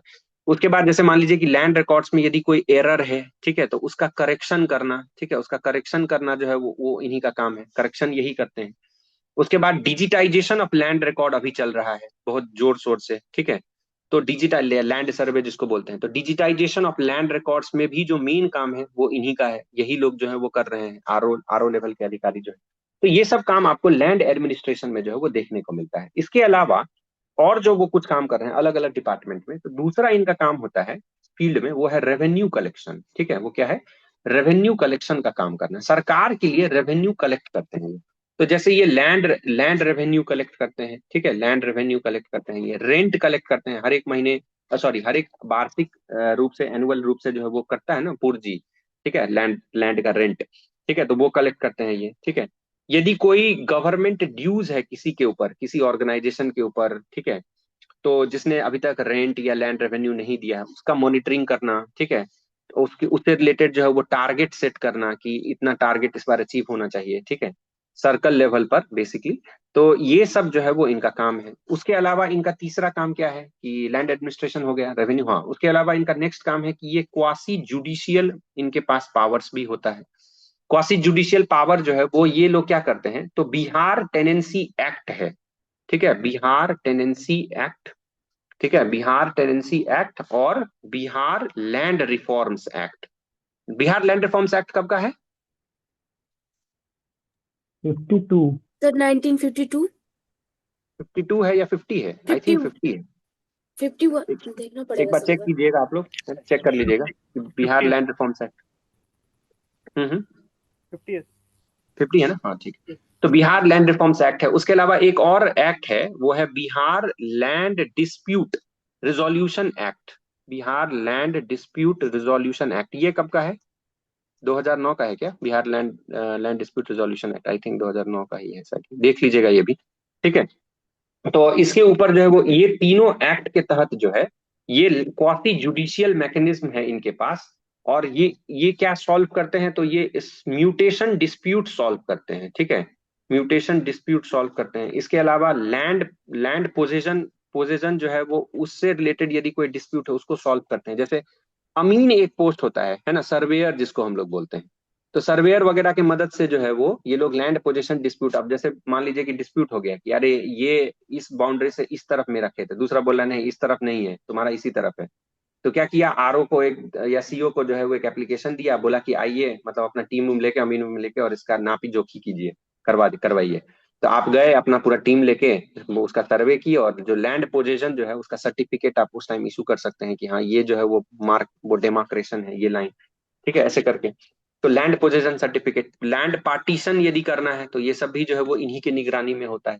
यदि पब्लिक लैंड के ऊपर से कोई इंक्रोचमेंट है उसका भी क्वासी जुडिशियल जो है वो निपटारा यही लोग करते हैं, ठीक है, पब्लिक लैंड के ऊपर यदि कोई इंक्रोचमेंट है तो ये सब सारा जो है वो क्वासी जुडिशियल फंक्शंस जो है वो ये लोग करते हैं, ठीक है। उसके अलावा और क्या करते हैं, तो ये इनका एक और काम होता है, दैट इज सर्टिफिकेशन, ठीक है। जैसे मैंने अभी बोला कि एक सर्टिफिकेट इशू करना, लैंड पोजीशन सर्टिफिकेट। उसके अलावा ये जैसे आप लोग तो बनाए ही होंगे, बहुत सारे लोग डोमिसाइल सर्टिफिकेट आरओ इशू करता है, ठीक है, कास्ट सर्टिफिकेट जो है वो आरओ इशू करता है, एनसी है ना, नॉन क्रीमी लेयर सर्टिफिकेट जो है वो आरओ इशू करता है, और भी कई सारे सर्टिफिकेट जो है वो आरओ के साइन से जो है वो इशू होते हैं। उसके अलावा इनका काम क्या है, तो इनका काम है डिजास्टर मैनेजमेंट का, ठीक है। सर्कल लेवल पर जो डिजास्टर मैनेजमेंट है, ठीक है, जो डिजास्टर मैनेजमेंट का काम है सर्कल लेवल पर, वो भी जो है वो यही लोग करते हैं, आरओ या सीओ रैंक के अधिकारी, ठीक है। जैसे फ्लड कंट्रोल हो गया, ठीक है, मान लीजिए उसके रिलीफ डिस्ट्रीब्यूशन हो गया, मान लीजिए बाढ़ आ गया और रिलीफ डिस्ट्रीब्यूशन करना है, तो वो आरओ या सीओ के ही ज्यूरिडिक्शन में आता है रिलीफ डिस्ट्रीब्यूशन, ठीक है। और कभी कभी, मोस्ट ऑफ द टाइम, तो इनका लॉ एंड ऑर्डर ड्यूटी तो लगता ही है, ठीक है। तो लॉ एंड ऑर्डर से रिलेटेड जितना भी काम होता है वो भी ये करते हैं। जैसे इविक्शन कराना, मान लीजिए कोई जो है पंडाल वंडाल टांग के किसी जमीन को हथिया लिया है, तो उसमें जाके इविक्शन कराना लॉ एंड ऑर्डर पुलिस प्रशासन की मदद से, ठीक है। इंक्रोचमेंट ड्राइव को हटाना। मान लीजिए सरकारी जमीन पर जो है वो इंक्रोचमेंट हो गया, मान लीजिए सड़क है, सड़क के दोनों किनारे सब अपना अपना घर बना लिया है, ठीक है, और वो गलत तरीके से है बिहार सरकार की जमीन में, सड़क को चौड़ा करना है, तो अब ये इंक्रोचमेंट तो हटाना पड़ेगा। तो ये लैंड यही लोग करेंगे, आरओसीओ जो होंगे उस एरिया के, प्लस लॉ एंड ऑर्डर वाले जो एजेंसीज होंगे, इन्फोर्सिंग एजेंसीज, तो वो लोग करेंगे। तो आप देख सकते हैं कि बहुत ही डाइवर्स नेचर का जॉब है ये भी, ठीक है, इसीलिए लोग इसको ऊपर रखते हैं, क्योंकि इनका पब्लिक इंटरेक्शन बहुत ही ज्यादा है, ठीक है। डेली लेवल, डेली मतलब कम से कम 100-200 लोगों से तो आपको मिलना ही मिलना है, पब्लिक इंटरेक्शन करना ही करना है, ठीक है। तो ये बहुत डाइवर्स नेचर का है, लेकिन साथ ही साथ चैलेंज क्या है कि इतना काम करने के बावजूद भी जो बीएएस के अधिकारी हैं या आईएएस के अधिकारी हैं, वो इनके प्रमोशन एवेन्यूज को खा गए, वो खुद जाकर वहां पर बैठ जाते हैं और इनको प्रमोट नहीं होने दे रहे हैं। तो इसीलिए बिरसा जो है वो अभी वो मतलब बहुत ज्यादा पुश कर रहा है, लेकिन अब देखिए क्या निकल कर आता है उससे। तो ये सब जो है वो इशू हमें देखने को जो है वो मिल रहा है, ठीक है। अब इसमें कुछ कुछ डिजिटल ट्रांसफॉर्मेशन जो है वो बिहार गवर्नमेंट के द्वारा किया गया है। अरे स्क्रीन शेयर हो रहा है ना? Yes sir. हाँ सर, हो हाँ रहा ठीक, है सर। ठीक है, ठीक है। तो अभी बिहार गवर्नमेंट के द्वारा, ठीक है, कुछ डिजिटल जो है वो है ना ट्रांसफॉर्मेशन लाया गया है। वो सब डिजिटल ट्रांसफॉर्मेशन तो आप लोग देख ही लीजिएगा, ठीक है, क्या क्या डिजिटल ट्रांसफॉर्मेशन है। जैसे एक क्या है वो भूमि, ठीक है, भूलेख, सॉरी भूमि लेख नहीं, एक भूलेख है ना, ठीक है, भूलेख जो है वो एक वो स्टार्ट किया गया है, ठीक है, भूलेख या भूमि जानकारी, ठीक है, भूमि जानकारी जो है वो स्टार्ट किया गया है। इसमें 24/7 मतलब आप लैंड रिकॉर्ड्स के एक्सेस कर सकते हैं परिमार्जन पोर्टल के थ्रू। उसके बाद और क्या है, एक भूमि सुधार जो है वो संवाद शुरू किया गया है ना, भूमि सुधार, भूमि सुधार संवाद शुरू किया गया है। ये कब शुरू हुआ था भूमि सुधार संवाद, किसी को पता है? 2025 में, ठीक है। तो 2025 में इसको शुरू किया गया था। अच्छा एक और है, इसके नाम सुने हैं क्या आप लोग? अल्पिन, ये क्या है ये? लैंड पार्सल को सर एक पिन दिया जाता है। हाँ सही बात है, 14 डिजिट का एक यूनिक आईडी दिया जाता है, 14 डिजिट का होता है ये, ठीक है। जैसे आप लोग का आधार है हम लोग का, वैसे ही जो है लैंड को भी एक 14 डिजिट जो है वो यूनिक आईडी दिया जाता है। अल मतलब हो गया यूनिक लैंड, पी से हो गया पार्सल, ठीक है, नम parcel identity, identification number, unique land parcel identification number, ठीक है। तो ये जो है वो शुरू किया गया है। इसके अलावा एक और स्कीम है, वो क्या है, NGDRS, हाँ ठीक है, ये क्या है NGDRS? सुना है इसके बारे में? National generic document registration system बोलते हैं इसको, NGDRS, ठीक है, national generic document registration system. Basically land records को ये भी डिजिटाइज करने का जो है वही एक पहल है ये भी, ठीक है। तो ये सब पहल जो है वो शुरू किया गया है, और ये सब पहल के तहत जो है वो काम हो रहा है, ठीक है। अच्छा एक इसमें इंटरेस्टिंग चीज आपको बताते हैं, जो आरओ होते हैं वही सीओ भी होते हैं, और जो सीओ होते हैं वही आरओ भी होते हैं। मतलब आरओ जो है वो थोड़ा सीनियर होते हैं, लेकिन जब लैंड लैंड रिकॉर्ड्स का बात आता है, तो ऐसा अभी बिहार सरकार में सिस्टम चल रहा है कि ऑड नंबर के जितने भी हल्का होंगे, हल्का मतलब समझते हैं आप लोग, ठीक है, मौजा हल्का ये सब वर्ड सुना है कभी आप लोगों ने? ठीक है, ये लैंड एडमिनिस्ट्रेशन से रिलेटेड ये सब टर्म है। बेसिकली क्या होता है कि हमारे वो जो पेपर्स वगैरह में शायद रहता है हाँ, तो जो। वो ब्लॉक जो होता है ना, ब्लॉक में कई सारे पंचायत हैं, है ना, तो हर एक पंचायत का एक unique identification land revenue number होता है, जिसको हम लोग बोलते हैं हल्का, ठीक है। तो जो ऑड हल्का होगा, ठीक है, ऑड नंबर का जो हल्का होगा वो अभी सीओ डील करते हैं, और जो इवन नंबर के हल्का होते हैं, ठीक है, वो आरओ लेवल के अधिकारी डील करते हैं। तो मतलब काम जो है वो दोनों एक ही चीज करते हैं, लेकिन क्या है कि आरओ जो है न्यूली फेज में रिक्रूट होते हैं, तो इनके पास थोड़ा सा पावर्स जो है वो कम एक्सरसाइज करने के लिए होता है, सीओ के पास जो है वो ज्यादा होता है, ठीक है। बस बाद बाकी काम वगैरह जो है वो एक तरह से जो है वो दोनों का सेम ही है। तो ये आरओ का जो है वो आपका पूरा, ठीक है, यही है पूरा जो है वो आपका जो हायरार्की है, या फिर क्या सब काम होता है, कैसे कैसे काम होता है इसमें जो। और वो सब भी देख लीजिएगा कि परमानेंट सेटलमेंट एक्ट क्या था, हिस्ट्री वाला, जिसका जिसका भी हिस्ट्री होगा ऑप्शनल या फिर ग्रेजुएशन होगा, आरओ यदि आपका मतलब पोस्ट प्रेफरेंस ऊपर है, तो वो सब की अभी प्रेजेंटली जो है वो कितना वो है, मतलब लैंड का क्या हमारे यहाँ वो है, होल्डिंग कैपेसिटी क्या है, मतलब शायद 0.76 हेक्टेयर है ना पर पर्सन, है ना, बहुत कम है वो, 90% किसान के पास एवरेज जो है वो इतना ही है। तो ये सब चीज देख लीजिएगा, बाद बाकी आरओ में और आपको इससे ज्यादा कुछ, basically land records, sir land. एक डाउट था सर। आवाज कट रहा है आपका। हेलो। सर हाँ एक बताइए। डाउट था सर। हाँ हाँ हाँ। सर जैसे अभी हाल ही में देखा गया है कि सर आपकी आवाज बहुत कट रही है। परफॉर्मेंस को आपकी आवाज बहुत लेकर कट रही है। बहुत इशू था। जैसा सर माननीय आपकी आवाज बहुत कट रही है। आप ना थोड़ी देर बाद क्वेश्चन मुख्यमंत्री पूछ लीजिएगा।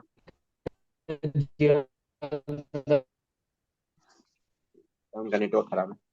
आवाज आपका बहुत कट रहा है। आप थोड़ी देर बाद क्वेश्चन पूछ लीजिएगा। लास्ट एक आज के लिए हम लोग एक और पोस्ट डिस्कस कर लेते हैं, ठीक है, क्योंकि मुझे भी कहीं जाना है। तो एक और लेवल 7 का पोस्ट डिस्कस कर लेते हैं। ये भी जो है वो बहुत सारे लोगों का है, म्यूनिसिपल एग्जीक्यूटिव ऑफिसर। ठीक है, म्यूनिसिपल एग्जीक्यूटिव ऑफिसर, इसको हम लोग बोलते हैं एमईओ। बहुत ही ल्यूक्रेटिव पोस्ट है ये, आजकल बहुत चल रहा है एमईओ का। ठीक है, कि इसको ऊपर रखा जाए, इसके बारे में थोड़ा सा देखते हैं। तो म्यूनिसिपल एग्जीक्यूटिव ऑफिसर जो है वो बेसिकली कौन से डिपार्टमेंट के अंदर, सब देखिए सबका डिपार्टमेंट तो आपको याद होना ही चाहिए कि ये जो पोस्ट है वो किस डिपार्टमेंट के अंदर आता है और उस डिपार्टमेंट के मंत्री जी कौन है अभी। ठीक है, तो ये आता है कौन सा, अर्बन डेवलपमेंट। ठीक है, urban development and housing department. ठीक है, हाउसिंग डिपार्टमेंट के अंदर जो है ये आता है। ठीक है, म्यूनिसिपल एग्जीक्यूटिव ऑफिसर। इसके मंत्री कौन है अभी, विजय कुमार सिन्हा जी ही हैं शायद। पहले नितिन नवीन जी थे। ठीक है, लेकिन नितिन नवीन जी ने तो अभी जो है वो कर दिया है, रिजाइन कर दिया है। ठीक है, तो अभी इनको इनको इनका चार्ज भी शायद विजय कुमार सिन्हा जी को दे दिया गया है। ठीक है, तो वो देख लीजिएगा, है ना। तो अच्छा, यूनियन गवर्नमेंट में भी एक ये डिपार्टमेंट है, ministry of housing and urban affairs. इसके मंत्री कौन है, कोई बात नहीं, मनोहर लाल खट्टर जी हैं। ठीक है, वो देख लें, ये भी मतलब याद कर लीजिएगा, क्या पता इसी से लिंक्ड है तो पूछ दे आप लोगों को। तो एमईओ जो है उनका काम क्या होता है बेसिकली, तो पावर्स जो है वो इनका देखते हैं। इनके पास भी बहुत सारे शक्तियां हैं। जैसे पहला पावर जो है वो होता है इनके पास, वो होता है एडमिनिस्ट्रेटिव पावर। ठीक है, तो एडमिनिस्ट्रेटिव पावर्स में वो डेली बेसिस पे जो जो भी काम है ऑफिस का, डेली ऑपरेशंस जो भी है वो करते हैं, ये वो उसका ध्यान देते हैं। उसके अलावा सुपरविजन करते हैं ये म्यूनिसिपल स्टाफ का। ठीक है, सुपरविजन ऑफ म्यूनिसिपल स्टाफ का जो है वो सुपरविजन करना, मतलब पूरा म्यूनिसिपल स्टाफ जो है वो इनके अंडर ही आता है एक तरह से देखा जाए तो। ठीक है, दूसरा इनका काम क्या होता है, तो फिनेंशियल काम है इनका। ठीक है, इनके पास भी फिनेंशियल पावर्स होते हैं। तो वो क्या है कि जैसे म्यूनिसिपैलिटी के लिए बजट प्रिपेयर करना। ठीक है, म्यूनिसिपैलिटी के लिए बजट प्रिपेयर करना वो इनका काम है। ठीक है, उसके अलावा एनुअल डेवलपमेंट प्लान प्रिपेयर करना। ठीक है, इन कोऑर्डिनेशन विथ एपीओ, जो ऊपर हम लोग देखे थे। ठीक है, तो एनुअल डेवलपमेंट प्लान जो है वो प्रिपेयर करना है। जैसे मान लीजिए कि मेट्रो कंस्ट्रक्शन चल रहा है अभी, ठीक है, पटना में, तो ये एनुअल डेवलपमेंट प्लान के अंदर आता है। तो उस एरिया के जो भी एमईओ होंगे उसमें उनका जो है वो बहुत एक्टिव रोल होगा। इसके अलावा इनका एक और फिनेंशियल काम है, that is collection and management of property tax. ठीक है, कि जैसे आप लोगों ने सुना होगा, मैनेजमेंट ऑफ प्रॉपर्टी टैक्स, जैसे आप लोगों ने सुना होगा कि यदि आप घर बना रहे हैं तो बोलते हैं कि नक्शा को जो है वो पास कराओ पहले। ठीक है, नगर पालिका से, सुना है ये, घर बनाने समय बोला जाता है नक्शा पास कराओ भाई म्यूनिसिपैलिटी से, नहीं यस तो, सर। है ना। तो ये नक्शा पास करने का काम भी जो है ना वो एमईओ के पास ही होता है। ये नक्शा पास करते समय क्या होता है कि जितना आपका घर बनाने में कॉस्ट लगेगा उसका कुछ प्रतिशत जो है वो, ठीक है, लेबर सेस के रूप में आप सरकार को पे करते हैं। ठीक है, तो ये वही टैक्स है, collection and management of property tax. ठीक है, तो मतलब हो गया कि एनओसी देना आपको, एनओसी फॉर कंस्ट्रक्शन ऑफ, ठीक है, कंस्ट्रक्शन, एनओसी देना आपको कंस्ट्रक्शन के लिए। ठीक है, ऐसा तो नहीं कि हैफाजार्ड तरीके से आप कंस्ट्रक्शन कर रहे हैं। ठीक है, तो ये सब जो है, इसके अलावा इनका काम क्या है, तो जनरेशन ऑफ म्यूनिसिपल रेवेन्यू। मान लीजिए कि आप, जैसे आपके क्षेत्र में, आपके एरिया में जो है वो, मान लीजिए कि वो कोई यदि पार्क है, बड़ा सा कोई फील्ड है, उसमें यदि कोई, जैसे अभी 1 तारीख है, कल 1 जनवरी है, तो उसमें यदि कोई मेला, डिज्नीलैंड वगैरह लगाना है, मेला वेला लगाना है, तो उससे क्या होगा, रेवेन्यू जनरेट होगा गवर्नमेंट के लिए। ठीक है, तो वो रेवेन्यू जनरेशन का भी जो है वो काम आपको देखना है। तो ये सब काम जो है वो आपको देखना है। तीसरा इनका काम होता है डेवलपमेंटल। ठीक है, फाइनेंशियल, एडमिनिस्ट्रेटिव, डेवलपमेंटल। डेवलपमेंटल में क्या है, जैसे इंफ्रास्ट्रक्चरल प्रोजेक्ट्स के ऊपर भी फोकस करना इन्हीं का काम होता है। ठीक है, इंफ्रास्ट्रक्चरल प्रोजेक्ट्स में जैसे क्या आता है, रोड हो गया, है ना, उस क्षेत्र का ड्रेनेज हो गया। ठीक है, ड्रेनेज हो गया, ये सब का, स्ट्रीट लाइट हो गया। ठीक है, स्ट्रीट लाइट्स हो गए, तो ये सब के ऊपर फोकस करना। ठीक है, अब जैसे कुछ स्कीम्स भी चल रहे हैं, जैसे गवर्नमेंट ऑफ इंडिया के, जैसे स्वच्छ भारत मिशन है ना, तो उसका इम्प्लीमेंटेशन करना, ठीक है, स्वच्छ भारत मिशन है, इसका इम्प्लीमेंट करना, इसके टारगेट्स को पूरा करना, ठीक है। फिर उसके बाद जैसे अमृत मिशन है, ठीक है, अमृत मिशन, अमृत का फुल फॉर्म क्या होता है? हेलो, आवाज आ रहा है क्या? Atal mission for rejuvenation of and urban transformation. हाँ ठीक है, Atal mission for regeneration and urban transformation, तो ये ठीक है, अर्बन ट्रांसफॉर्मेशन के ऊपर फोकस्ड जो है वो ये स्कीम है, तो इसका इम्प्लीमेंटेशन करना, ठीक है। उसके अलावा जैसे पीएम आवास योजना अर्बन है, शहरी क्षेत्र में, ठीक है, तो उसका भी इम्प्लीमेंटेशन जो है वो यही करते हैं, ठीक है, म्युनिसिपल एग्जीक्यूटिव ऑफिसर ही करते हैं। उसके बाद जैसे बिहार सरकार, बिहार में कितने स्मार्ट सिटीज हैं प्रपोज्ड, मतलब जिसके ऊपर काम चल रहा है? तो 4 है चार इसमें। है सर, हाँ ठीक है, चार। कौन कौन से हैं? सर भागलपुर है, बिहार शरीफ, मुजफ्फरपुर और पटना। ठीक है, बहुत बढ़िया। तो ये स्मार्ट सिटी के ऊपर जो है वो फोकस करना, ये सब सारा इनका काम होता है। चौथा इनका और एक काम होता है, वो है रेगुलेटरी, लेकिन अभी ये काम बेसिकली इनको नहीं दिया गया है। जो district development committee DDC rank के ऑफिसर होते हैं उनके पास होता है ये, लेकिन ये काम धीरे धीरे इनके पास ही आएगा। वो है ट्रेड लाइसेंस इशू करना, ठीक है, ट्रेड लाइसेंसेस इशू करना है ये, मतलब अभी है नहीं इनके पास, लेकिन ये इनके ज्यूरिडिक्शन में आता है ये सब। जैसे उसके बाद होता है जैसे इलीगल कंस्ट्रक्शन है उसको सीज करना, ठीक है, बैन बैन करना उसको, ये सब, ठीक है। तो ये सब काम जो है वो पूरा जो है वो इनके अंडर आता है। मतलब आप देख रहे हैं कि एक म्यूनिसिपल बॉडी के अंदर जितना भी इंपॉर्टेंट काम है वो सब जो है वो म्यूनिसिपल एग्जीक्यूटिव ऑफिसर जो है वो कर रहे हैं, ठीक है। तो डाइवर्सिटी ऑफ वर्क जो है वो इसमें भी, पहले इनको गाड़ी नहीं मिलता था, लेकिन 2 साल पहले से जो है वो इनको गाड़ी देना शुरू कर दिया गया है। अच्छा एक बात बताइए, ये तो बात का बात है, पहले ये बताइए मुझे कि जो अर्बन लोकल बॉडी है उसका क्या स्ट्रक्चर है बिहार में, अर्बन लोकल बॉडी का स्ट्रक्चर, मतलब अच्छा ये बताइए कि नगर निगम कितने हैं बिहार में? 38 19 सर। 19। 19 सर, 19, 19। ठीक है। और इसके ऊपर होता है नगर परिषद, वो कितने हैं? 1 1 89 88 87 88, ठीक है। तो और उसके बाद नगर परिषद और नहीं, नगर निगम तो सबसे एपेक्स लेवल पे हो गया, नगर परिषद और क्या बच गया? नगर नगर पंचायत, पंचायत। नगर ठीक पंचायत है। सर, नगर पंचायत कितने हैं? 154 है शायद सर। बहुत बढ़िया, ठीक है। तो ये सब आपको टिप्स पे याद होना चाहिए यदि आपका म्युनिसिपल एग्जीक्यूटिव ऑफिसर जो है, यदि आपका पोस्ट प्रेफरेंस में टॉप 5 में कहीं ना कहीं यदि फिगर आउट कर रहा है तो, ठीक है। तो इन सब में ये इसलिए आपको याद होना चाहिए क्योंकि अभी जब हम इसका हायरार्की डिस्कस करेंगे ना इस पोस्ट का, तो ये इंपॉर्टेंट है, ठीक है। तो ये आपसे ये पूछा जा सकता है। और अच्छा, बिहार म्युनिसिपल एक्ट कब का है ये पता है क्या आप लोगों को? सर 2007 का है क्या? बहुत बढ़िया, ठीक है।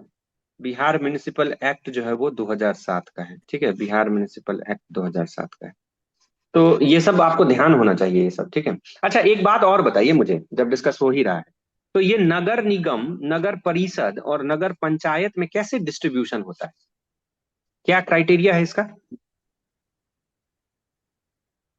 पॉपुलेशन बेसिस पे होता कि हाँ बहुत बढ़िया, पॉपुलेशन कितना कितना पॉपुलेशन होना चाहिए? है। और 3 वो 1 लाख से ज्यादा ऊपर रहता है तो नगर देखिए निगम। नगर नगर पंचायत निगम जो होता है। है, नगर निगम है 2 लाख या उससे ज्यादा, ठीक है, 2 दो लाख। लाख या यदि उससे ज्यादा होगा तो वो नगर निगम में आएगा। नगर परिषद जो है वो है 40,000 से लेकर 2 लाख, ठीक है, 40,000 अप टू 2 lakhs, ठीक है। और नगर पंचायत जो है वो ऑटोमेटिकली हो जाएगा लेस देन 40,000। तो 40,000 या उससे कम, 40,000 उससे ज्यादा, और 40,000 से लेकर 2 लाख तक, ठीक है। तो इस प्रकार से जो है वो डिस्ट्रीब्यूशन होता है, तो ये सब ध्यान रखिएगा। ये सब यदि आपका टॉप 5 में है तो एकदम पूछा जाएगा आपसे, ठीक है। अब देखिए इसका स्ट्रक्चर पहले हम लोग देख लेते हैं कि सबसे पहले होता है म्युनिसिपल एग्जीक्यूटिव ऑफिसर, आप बनते हैं, नगर पंचायत पे होता है इनका पोस्टिंग, ठीक है। कहाँ पे होगा आपका पोस्टिंग? नगर पंचायत के ऊपर। आप कौन से पद पे आएंगे? तो लेवल 7 पे आएंगे। उसके बाद म्युनिसिपल एग्जीक्यूटिव ऑफिसर के ऊपर जो है नेक्स्ट पोस्टिंग जो होता है वो होता है एग्जीक्यूटिव ऑफिसर के रूप में, ठीक है, एग्जीक्यूटिव ऑफिसर। एग्जीक्यूटिव ऑफिसर का पोस्टिंग जो है वो कहाँ पे होता है? तो पंचायत के ऊपर क्या था? परिषद, है ना। परिषद। हाँ, तो नगर परिषद में आपका पोस्टिंग होगा। ठीक है, उसके बाद ये लेवल 9 का पोस्ट होता है। ठीक है, उसके बाद एग्जीक्यूटिव ऑफिसर से ऊपर यदि आप जाएंगे तो ये कहलाएंगे डिप्टी म्युनिसिपल कमिश्नर। ठीक है, डेप्यूटी म्युनिसिपल कमिश्नर। ठीक है, डिप्टी म्युनिसिपल, ठीक है, कमिश्नर। डिप्टी म्युनिसिपल कमिश्नर का जो पोस्टिंग है वो कहाँ पे होगा? तो क्या बच गया? आप नगर परिषद से ऊपर क्या होता है? नगर निगम। ठीक है, तो नगर निगम में जो है वो आपका पोस्टिंग हो जाएगा, और ये कौन सा पोस्ट पे आप आ जाएंगे? तो लेवल 11 में आ जाएंगे। ठीक है, इसके ऊपर, हाँ, इसके ऊपर जो नेक्स्ट प्रमोशन होता है वो या पोस्टिंग होता है वो होता है एडिशनल। क्या हुआ? कोई दिक्कत? ठीक है, इसके ऊपर जो नेक्स्ट पोस्टिंग होता है वो है एडिशनल म्युनिसिपल सर कमिश्नर एक के बार रूप शुरू में। से बताइए ना सर, एक बार थोड़ा मैं मिस कर गया। हाँ, पहला जो है वो आपका म्युनिसिपल एग्जीक्यूटिव ऑफिसर के रूप में पोस्ट होगा, है ना? नगर पंचायत स्तर पे लेवल 7 का पोस्ट है। उसके बाद आप एग्जीक्यूटिव ऑफिसर के ऊपर पोस्ट होंगे, ये नगर परिषद में होगा क्योंकि पंचायत के ऊपर परिषद होता है, ये लेवल 9 का पोस्ट है। उसके बाद डिप्टी म्युनिसिपल कमिश्नर के रूप में आपका पोस्ट होगा नगर निगम में, ये लेवल 11 का पोस्ट है। उसके बाद आप बनेंगे एडिशनल म्युनिसिपल कमिश्नर, तो ये आपका लेवल 12 का पोस्ट है। अब यहां से पोस्टिंग जो है वो आपका डिस्ट्रिक्ट हेडक्वार्टर्स में होगा या नहीं तो सेक्रेटेरिएट में होगा। ठीक है, तो या नहीं तो आप समाहरणालय में बैठेंगे, जो डिस्ट्रिक्ट कलेक्ट्रेट जिसको बोलते हैं वहां पर बैठेंगे, या नहीं तो आपका सेक्रेटेरिएट में पोस्टिंग। सेक्रेटेरिएट कौन से सेक्रेटेरिएट में? तो जो आपका डिपार्टमेंट है, कौन सा डिपार्टमेंट है? तो urban development and housing department. ठीक है, और इसके ऊपर एडिशनल म्युनिसिपल कमिश्नर के ऊपर, ठीक है, डायरेक्टर होते हैं या म्युनिसिपल कमिश्नर होते हैं। ठीक है, म्युनिसिपल कमिश्नर होते हैं।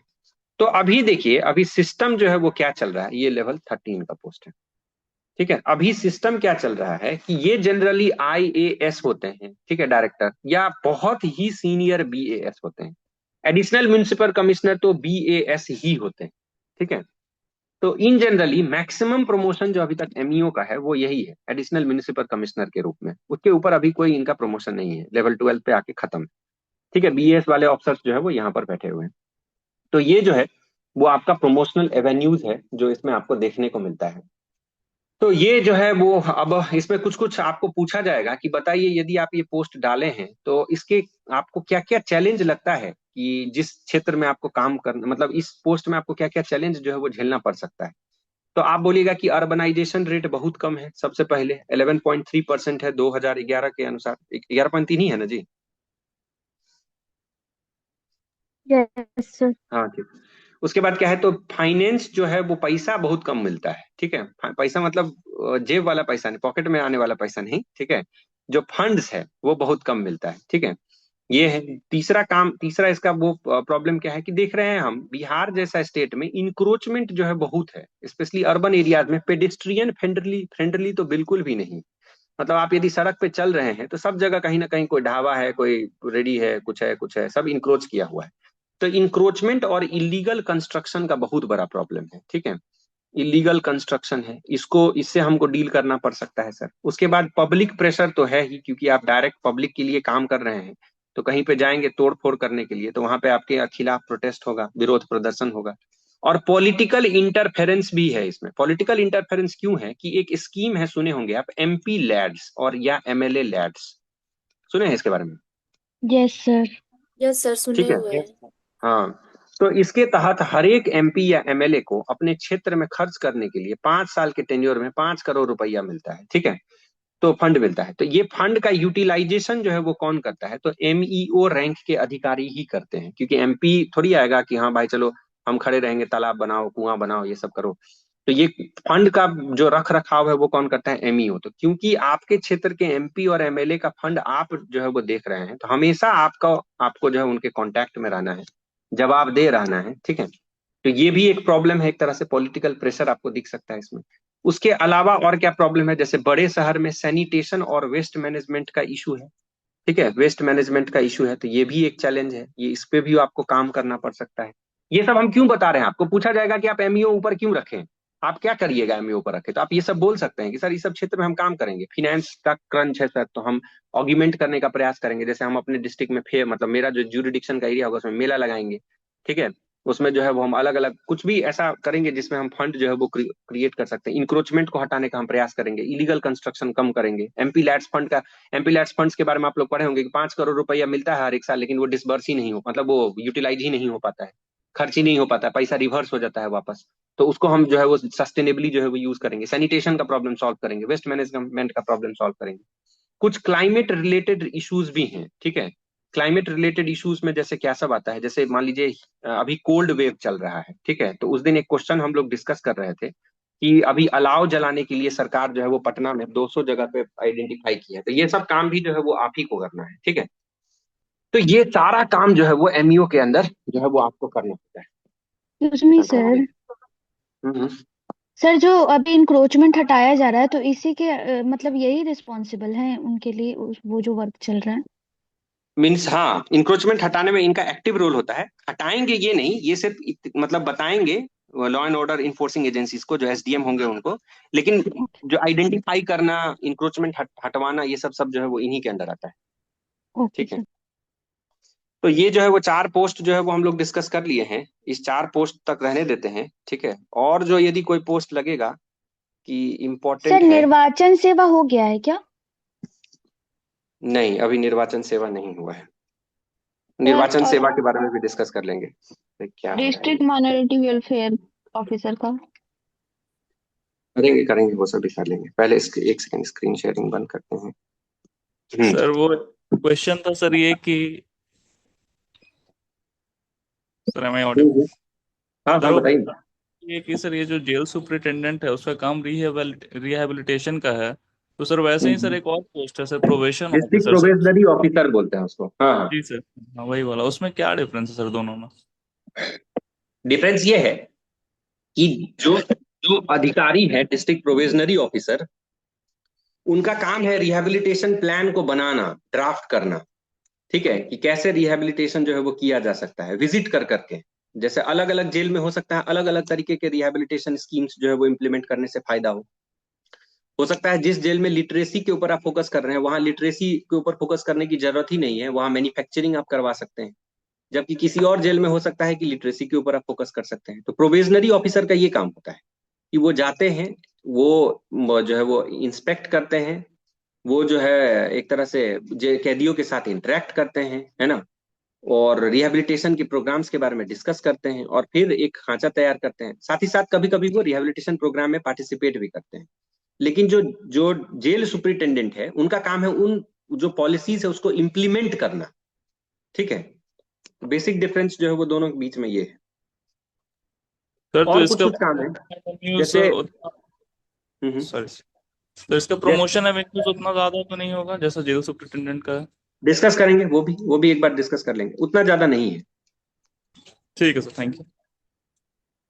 जेल सुपरिटेंडेंट यदि है किसी का, तो वो आगे जाके आईपीएस में इम्पैनल हो सकते हैं, बहुत चांसेस है, मतलब होते हैं, बहुत सारे लोग होते हैं। 60-70% तो लोग हो ही जाते हैं, अनटिल अनलेस आप जेल का जो है वो सारा अनाज और पैसा न खा गए हो तब तक, है ना? तो किसी के पास और कोई प्रॉब्लम है तो बताइए, नहीं तो फिर इसको हम लोग खत्म करते हैं आज। और फिर कोशिश करेंगे कि आज शाम में जो है इसका एक और सेकंड सेशन रखा जाए, जिसपे हम लोग जो है वो डिस्कस कर लें। 11 बज गया है अभी, ठीक है। और किसी को कोई सर प्रॉब्लम अगर है? कोई क्वेश्चन रिगार्डिंग बुलडोजर जस्टिस जो अभी चल रहा है उसके हम्म। उसको कैसे मतलब जस्टिफाई कर सकते हैं कि मतलब उनको ample amount of notice period नहीं दिया जाता है? जैसे सुप्रीम कोर्ट ने बोला है कि अनकॉन्स्टिट्यूशनल है, मतलब उनको बिना अपना बात कहे हुए उनका ये हटाना, जो भी रह रहे हैं वो लोग। हाँ, वो अनकॉन्स्टिट्यूशनल है ही। तो आपसे यदि पूछा जाएगा तो आप एकदम फर्म स्टैंड लीजिए, सुप्रीम कोर्ट का डिसीजन है उसके ऊपर। तो आप बोलिए कि ये बुलडोजर जस्टिस के फेवर में मैं नहीं हूँ। जो भी मतलब जो भी उसे संबंधित जो भी व्यक्ति हैं, ठीक है, तो उनको मैं एडिक्वेट टाइम दूंगी, है ना। कि वो अपने अपने आप को रिहेबिलिटेट कर सकें। सरकार की तरफ से जो भी मैकेनिज्म होगा उसको हम जो है वो प्रमोट करने का प्रयास करेंगे। सुप्रीम कोर्ट के अगेंस्ट नहीं जाना है, मतलब उसको ये नहीं बोलना है कि नहीं बुलडोजर जस्टिस सही है ना। So we have to take a stand of the constitutional supremacy, right? हाँ हाँ, बिल्कुल बिल्कुल। Okay. और किसी का कोई प्रश्न है?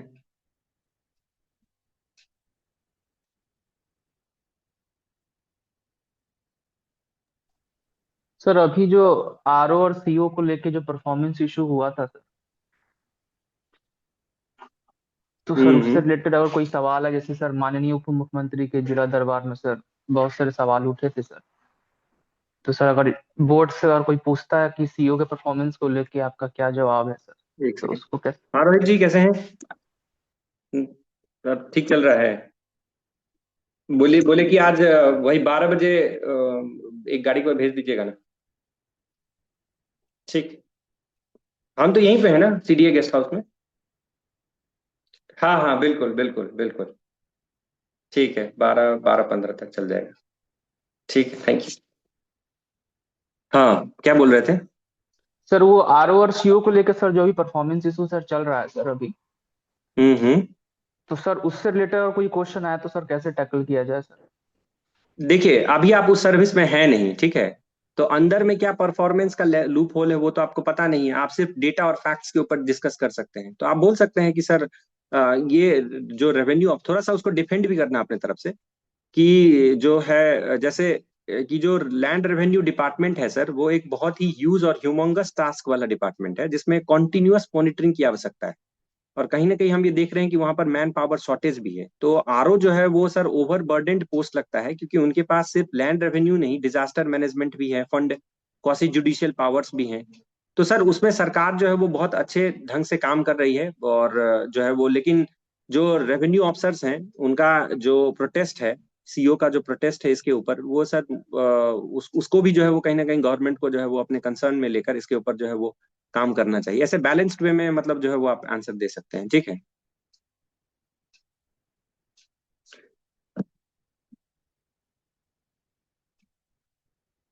करप्शन चार्जेस वाला क्वेश्चन खूब पूछता है इसमें। मतलब मैंने देखा है कि आरओ से यदि आपका ऊपर है पोस्ट प्रेफरेंस, एमईओ वगैरह, तो वो सब क्वेश्चन पूछता है कि आप एमईओ ऊपर रखे हैं तो आपका तो एक ही मोटिवेशन लग रहा है, पैसा कमाना। या आरओ ऊपर रखे हैं तो क्योंकि उसमें प्रमोशन एवेन्यूज तो उतना कुछ है नहीं, आप कहाँ तक जाइएगा। लेकिन सिर्फ आप जो है वो पैसा कमाना चाहते हैं, तो इसको अपने काम से जस्टिफाई करना है। इतना सारा काम जो हम लोग देखे हैं कि आरओ क्या क्या काम करता है, एमईओ के पास कितना सारा काम है, इससे इसको जस्टिफाई कर देना है। ठीक है, और कुछ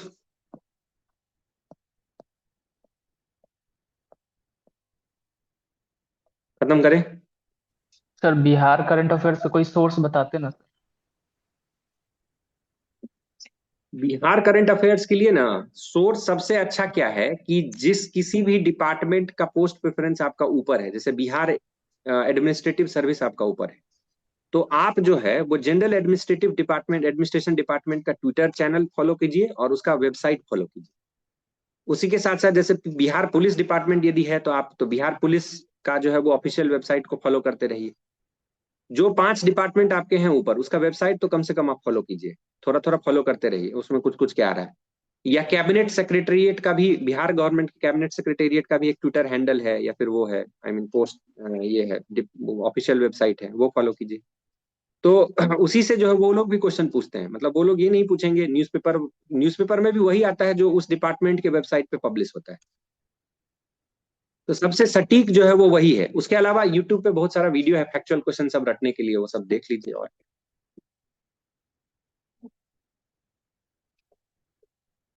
न्यूज़पेपर पढ़ते रहिए, कुछ ऐसा लग रहा है कि न्यूज़पेपर में आ रहा है। और कुछ खत्म करें? ठीक है, तो अभी हम लोग इतना तक रहने देते हैं। सर करंट अफेयर्स वाला सेशन कब होगा? जो न्यूज़पेपर डिस्कशन उस दिन हुआ था, होगा होगा, अभी हम लोग करेंगे, है ना? करते हैं, मतलब आज तो देखते हैं, आज होगा नहीं तो कल से करेंगे। ठीक है, तो आज खत्म करते हैं इतना पे, है ना? आई होप जो है वो थैंक यू क्लैरिटी के सर। साथ आप लोगों को समझ में आ गया होगा। बहुत सारा पोस्ट और बिहार से रिलेटेड तो आप लोग तैयार कीजिए। मतलब बहुत सारा जो डेटा फैक्ट्स है वो आप लोगों को नहीं पता है। आई एम एस्टनिस्ट कि आप लोगों को कैसे नहीं पता है। मतलब मैं मतलब ऑलरेडी एक सर्विस में हूँ, बिहार में नहीं हूँ, सेंटर में काम करता हूँ, बिहार से दूर हूँ, फिर भी मुझे आप लोगों से ज्यादा पता है। आप लोग, बहुत सारे लोग फुल टाइम तैयारी कर रहे हैं, फिर भी आप लोगों को नहीं पता है। तो और आप अधिकारी बनने वाले हैं, तो ये तो नहीं चलेगा, है ना? ऐसा लग रहा है कि आप एक्सीडेंटल अधिकारी बन जाएंगे फिर, कि मेंस में कुछ चीज जो है वो परफॉर्म कर लिए, 6 महीना पढ़ के इंटरव्यू में थोड़ा मोड़ा याद करके आप चले गए, आंसर दे दिए, फिर आप अधिकारी बन गए। तो वो जो एक पुराना माइंडसेट था कि बिहार बीपीएससी के अधिकारी ऐसे ही होते हैं, तो उसको जस्टिफाई मत कीजिए, अपने अंदर वो स्पार्क लाइए, है ना, कि वो स्पार्क कैसे आ सकता है, उसके ऊपर फोकस कीजिए, क्या कर सकते हैं, है ना, थोड़ा सा इंक्विजिटिवनेस लाइए। ठीक है, वैसे अच्छा होगा, आप लोग का इंटरव्यू अच्छा होगा, आप लोग का तैयारी बढ़िया है। ठीक है, ठीक है, चलिए, ऑल द बेस्ट, मिलते हैं फिर। Thank you.